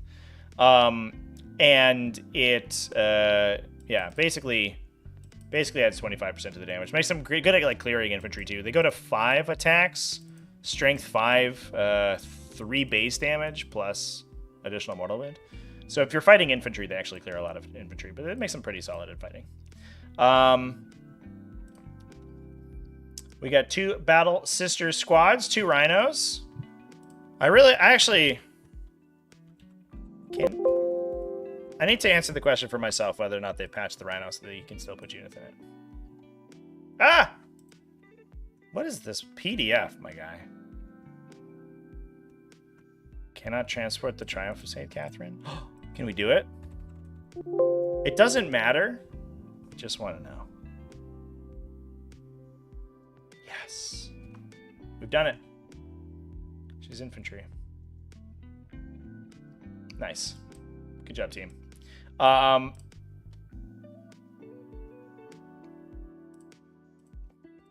We have double castigators. 3x10 sacrosants. Whoa, that's a lot. So the sacrosants do, if I remember correctly, have a bodyguard ability. So they get a -1 to be wounded if they are...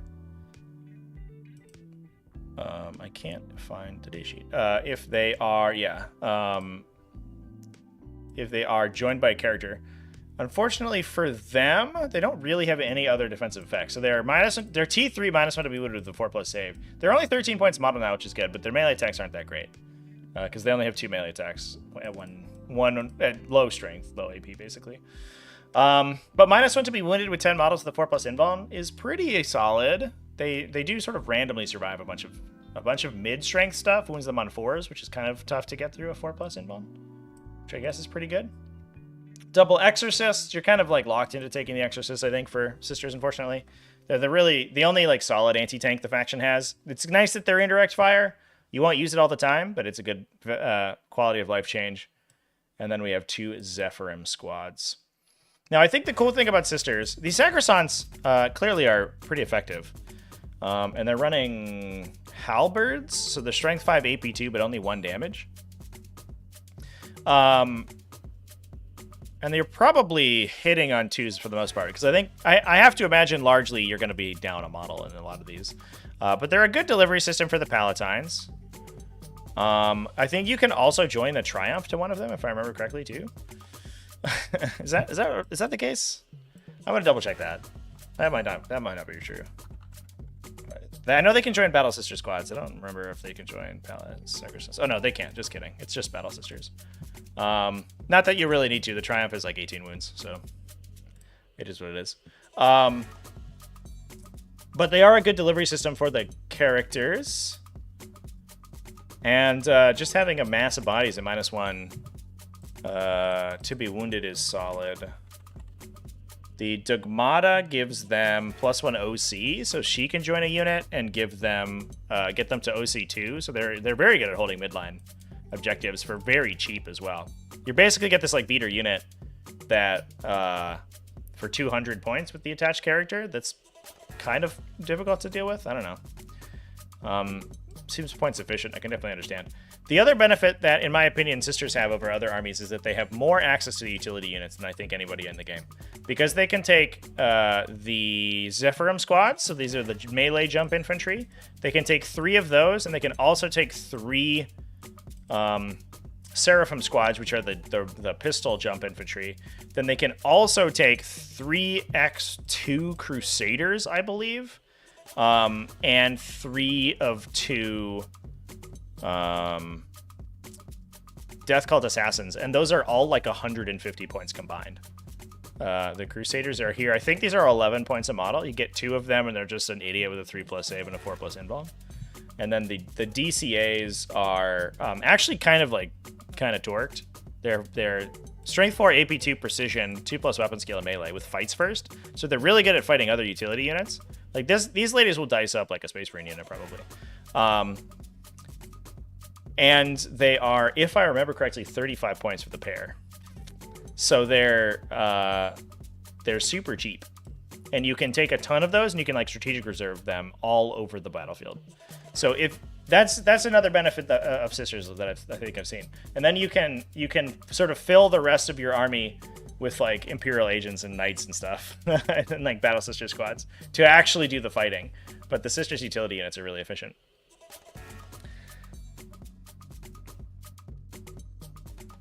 Oh my god, excuse me again. Nice to see Sisters with an X and 1 showing, though. I'm glad we could find one. Woof. That was almost a little embarrassing. Oh, man. Moving through models in the fight in the charge phase, yes or no, and if yes, why? Because moves say that you move through... The rules for moving say that you move through friendly models. It doesn't matter that the rules for moving are in the movement phase. Rules are not phase locked. Like, mechanics are not locked to a particular phase. Stratagems are, but mechanics aren't. That's why... like, moving in every phase in which you move works the same as the rules specified in the movement phase, and shooting in Overwatch works the same as the rules specified in the shooting phase. You don't need them to be specified to a particular phase in order to be used in a different phase, which is why you can charge through friendly models. Ta-da! Do people think it applies to pile and consolidate? It does. And literally any time that an effect says you move a model, that model can move through friendly models. Full stop. There are no, beyond like the normal, you can't move vehicles through vehicles and stuff like that. There are no exceptions. Drukhari. We got a request for Drukhari. I didn't notice any Drukhari, but we can take a quick look. Nobody here. North and south. Nobody here.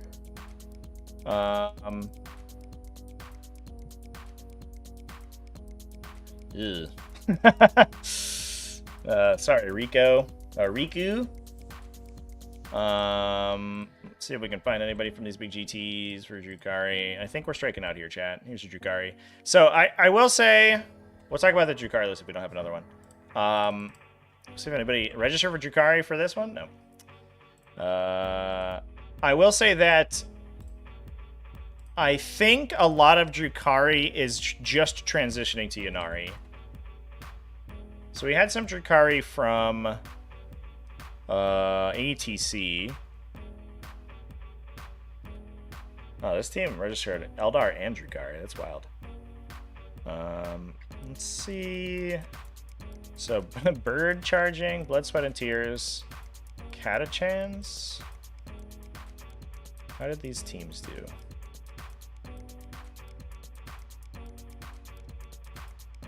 Oh, man.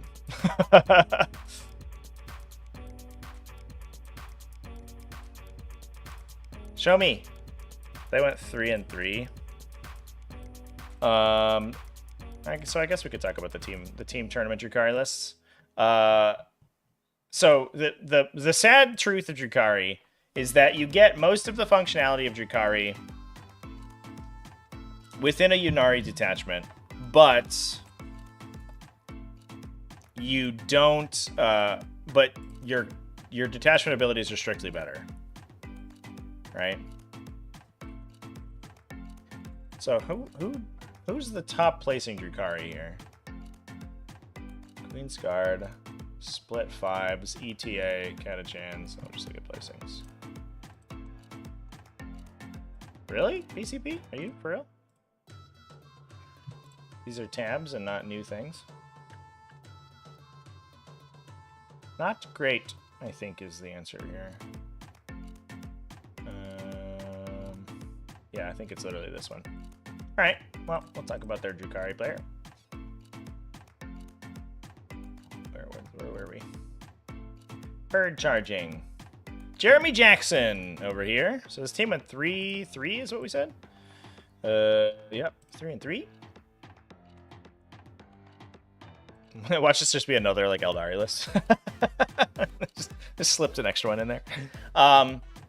So I think that the sad truth of Drukhari is that power from pain tokens are cool and a fun mechanic, but they are not nearly as good as just being an Eldari model. And so because you can because you can you can put Drukhari into a Ynnari detachment and gain the detachment abilities from Battle Host, you should probably be doing that. And that sucks, but it is what it is. So, like, you get 1,000 points of Drukhari rather than 2,000, but, like, you can fit a lot into 1,000 points of Drukhari. Like, you can take triple Raiders and triple Scourges and, like, Drazhar and some transports or something. Like the cool Drukhari things, and then you just get better strats and better a better detachment ability, and then you take like Eldar Chaff to make the difference up, basically. But if you don't want to do that, then we can talk about real Drukhari lists. So this one's running an Archon, as I think you really want to be doing, with Art of Pain, which I believe, if I remember correctly, generates an additional pain token every single round. But I'm going to double check so I don't misspeak on all the enhancements.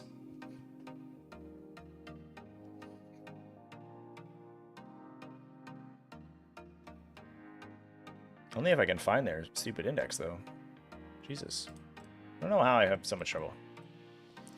That gives them 1 additional pain token in your command phase if he's on the battlefield. The weird thing about that is that, I mean, it's the same for all the Archon abilities. The Archon has to stay on the table. He can't go in his Raider because then none of his abilities work anymore, which is a little bit unfortunate. I kind of, as the Transport Matters faction, I kind of wish they had exceptions for the transport restriction, but whatever.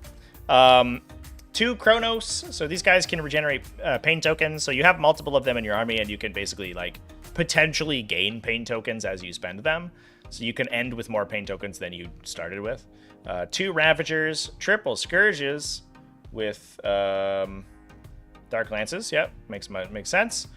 3, is this 3 Talos? Yeah, 3 Talos with Haywire Blasters. Interesting. So I think a lot of times you see the twin-linked Heat Lances on them, because you can pay a pain token to reroll the hit rolls, and then they naturally reroll their wound rolls. I mean, that's going to be the same for any of their twin weapons, but they give them Assault as well. The Haywire Blasters, they lose Assault. They get a little bit of additional range, 6 extra inches of range. They get anti-vehicle 4 devastating wounds. But they are not... Oh, and I guess they shoot more times. So they're a little bit more well-rounded because they're twin-linked, so they're like strength 3 rerolling. If you're shooting at infantry, they might kill some models rather than just one big shot. But they're low AP, and I guess they can fish for devastates against like single wounders. So you get 2 chances re-rolling because of twin linked, so 4 chances basically, assuming they both hit, which is unlikely, but who knows. To do 3 mortals, which is not terrible. I wish they were like an actual blast weapon though. It kind of is, I don't know. I feel like maybe it's just because they're called blasters, but I kind of want them to be like a D6 or a D3 shot blast weapon with 1 damage devastating. So you get more value out of the pain tokens. I think that would be nice. And then that makes them a little bit better into multiple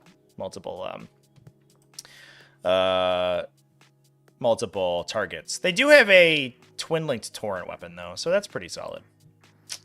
We have a Void Raven Bomber, 2 Void Raven Bombers with Dark Scythes. So these guys are like really, really solid anti-medium infantry. I think we talked about them last week, I want to say, because we had some discussion about the Void Raven.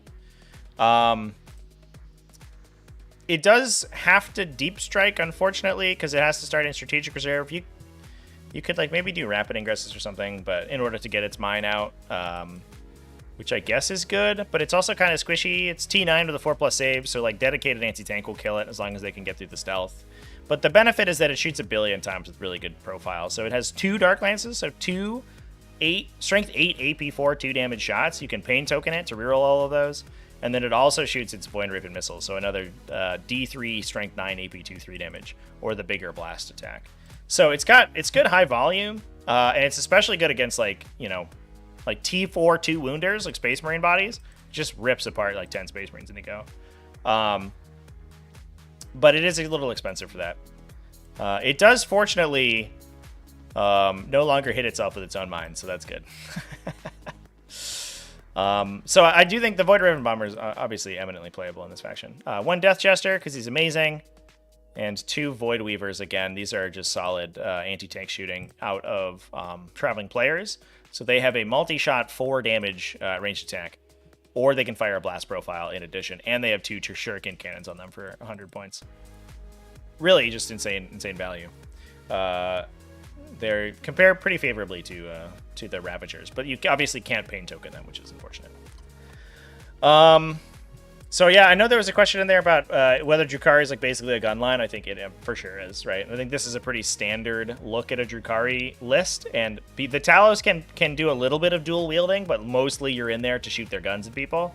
Largely, you're just making ranged attacks, which is super crappy. I think you can justify like a little module that's like Incubi with Drazar in a Venom, and that's like maybe fine because they can like move, disembark. I guess you can't charge after the disembark, right? But you can like disembark, move, charge, move the Venom, a fight, get back in the Venom. And like Drazar's units like they like hit real hard. He gives them +1 to wound, so they're wound the whole game on 5s. They're like high AP. Yeah, they're okay at fighting for sure. And Drazar himself is kind of a beater. So I think that's like the melee you would take, and you could maybe take like Lilith with witches or something. But I wish the Archon could join better units, because his abilities to like once he empowers his unit, gives them full rerolls. It's super good. He just only uses it on crappy Cabalite warriors who are not good at fighting. I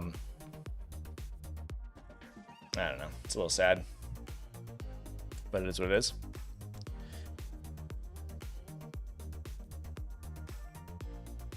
What is my opinion on how I assume FTGG is for the greater good?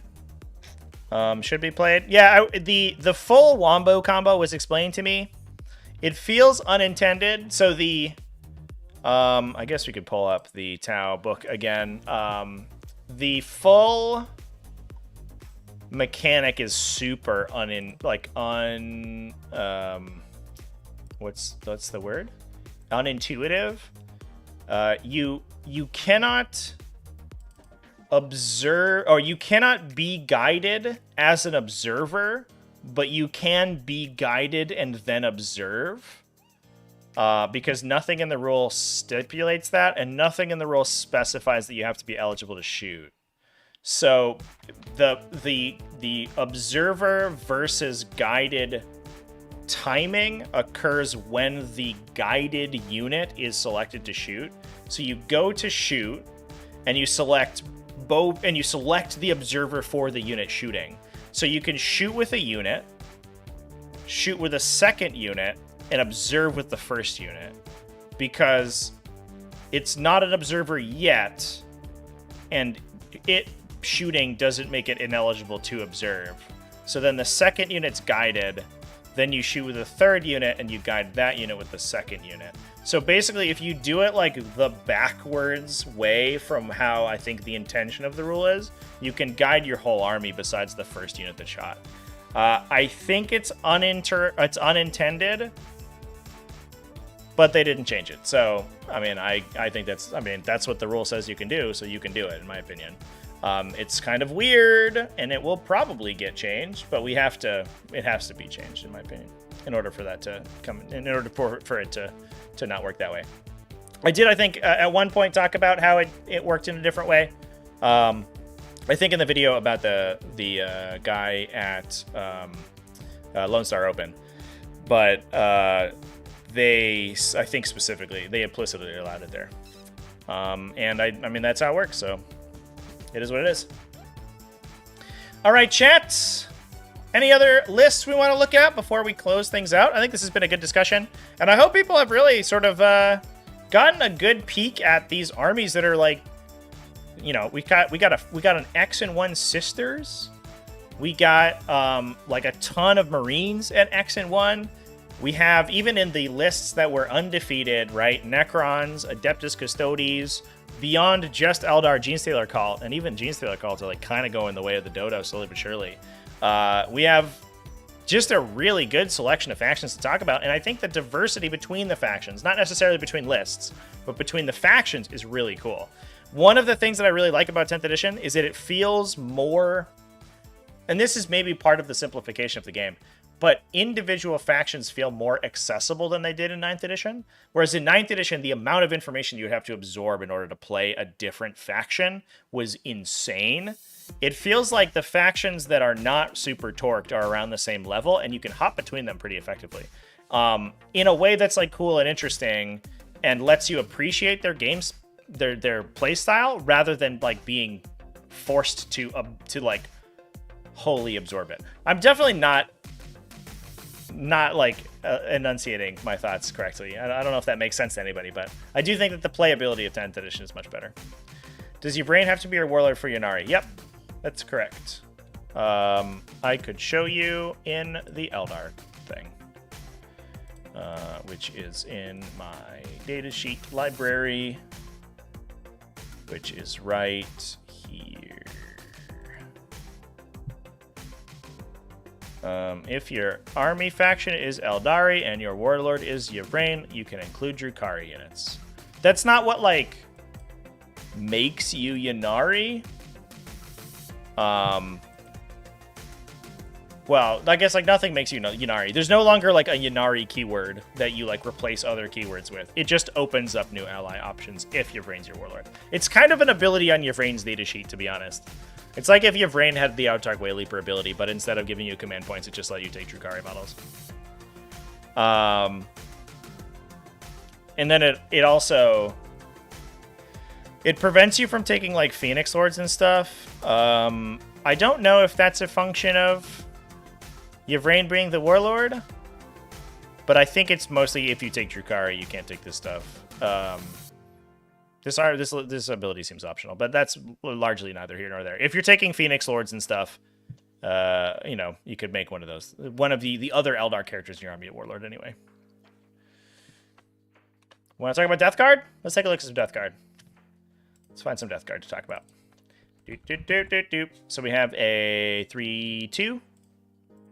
We have another 3/2. Oh no, that's Deathwatch. Just kidding. Oh, it's all Deathwatch. No! Deathwatch, stop! Ew, sorry. Sorry, Juso there. Death Guard at 2/3. Looks like 3/2 is kind of going to be the story. Another 3/2. Good scores, though. 96 in the final round. Damn, just clocked that guy. Another 3 and 2. A lot of 3 and 2 Death Guard. And then this is team stuff. Let's pick someone at random. We're not going to talk about you.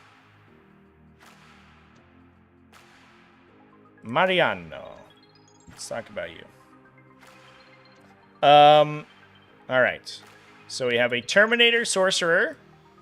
Curse of the Leper. So that gives a... I'm going to double check here before I forget. Curse of Leper is, I believe, the -1 damage from a single enemy unit, if I remember correctly. It's one of the abilities that's, like, cracked. It's broken, and I think on the data sheets, and I don't believe it ever got fixed. Death Guard probably just not in the design team zeitgeist very much. It's also one of those data sheets that doesn't have a model on it, which is weird. Like they have a lot of these in the Death Guard index, which is very sad. Definitely not on the highest on the list of priorities for the indexes. This is the Sorcerer and Terminator armor.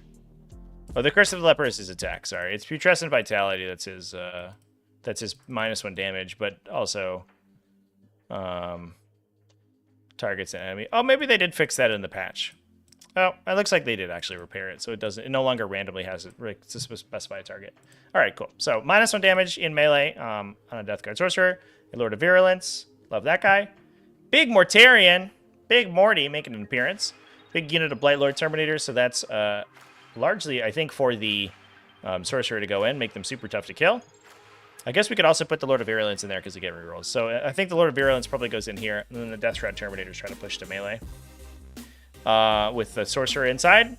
a fetid bloat drone to actually have a move 10 model in your army. 3 or 2 individual Mephitic Blight Haulers. I actually love these guys. These guys are underrated in my opinion. I just tried to type in Mephitic. Oh, it's Mephitic, excuse me. I'm sorry, chat. I wish I knew how to turn off the search ping in Windows, because it constantly pops up. If somebody knows how to how to turn that off, PM me, but I couldn't find it when I looked. Yeah, these guys are everybody's like taking Plague Burst Crawlers and stuff, but I think that the Mephitic Blight Haulers are actually super sweet because of this +1 to wound on vehicles. They're a little bit like their failure mode is the hit roll. They don't really have anything to help themselves out there, but they'll wound most vehicles on 3s or 4s. In fact, they wound basically the entire game on 3s. Downside is it doesn't work against monsters, so that's a little bit weird. They get some weird matchup things, but for 115 points, you get like an unironically kind of tough profile who's relatively fast, especially for Death Guard. So they're pretty good at doing actions, like in just jet in the corners, do investigate signals or whatever. They're only 100 points, 115 points, so you can sort of throw them away a little bit. They're not like the worst thing in the world in melee, and they also have like an anti-infantry gun too. I think they're part of like the Death Guard like sort of armored company that's actually pretty sweet. Then you get the 3 Plague Burst Crawlers that you really want to have, and we also have the Lord of Arrows to buff their AoE attacks, and then a unit of Nurglings to deep strike in as an ally unit. No Typhus in this one, which is interesting. Just taking the Terminators for days, but it is kind of the big gun line that Death Guard can bring. We have the big Blight Lord Terminators with all the wound rerolls if we're attaching the Lord of Virulence. The Death Shroud Terminators are pretty solid as well, just as a counterpunch unit, and chilling with Mortarion, and then huge bricks. These huge vehicle bricks that can all benefit from the Contagious Nurgle. I also think probably Hell Brutes are probably underrated in Death Guard, because they can shoot -1 toughness on people, and then you can get the Blight Haulers to wounding a lot of vehicles on 3s, which is pretty sick. Yeah, they start to wound armigers and stuff on 3s, and that gets really gross. Gross being the operative term.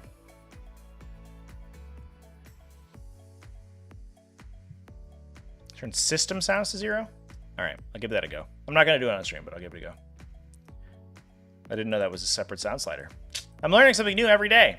I'm slowly becoming a boomer, where I suddenly I don't know how to operate technology. It's not like I haven't been using technology my whole life. I just lose the information. It like dissipates from my brain. All right, chat. I think that's a good discussion. We'll go ahead and wrap things up there. If anybody, before you drop off, please leave a like on the stream. I think that helps a ton, so I would love it if you would do that. Big thanks to everybody who came out and watched today. Oh, Inky's gonna come say goodbye to the chat. Inky, you want to say bye to chat? Not really, but she does want to rub on the head. Hi, hello. Look at, come say hi to chat. There they are. Hello.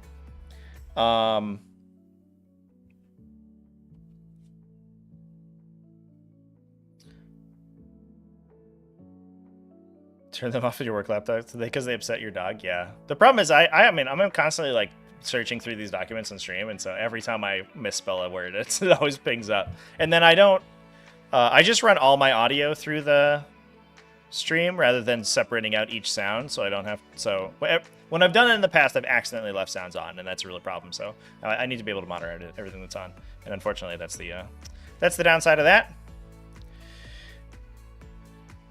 Ooh, there is a way without turning off system sounds. Ooh, well, that is useful information. All right, chat. Well, stay tuned for some additional streams, probably this week or next week, for the T5S2 Season 7 Invitational. Super excited about that one. And if you're interested in Season 8 events, they are currently ongoing. Season 8 is going to run for longer than our previous seasons. We're going to run it through until next July.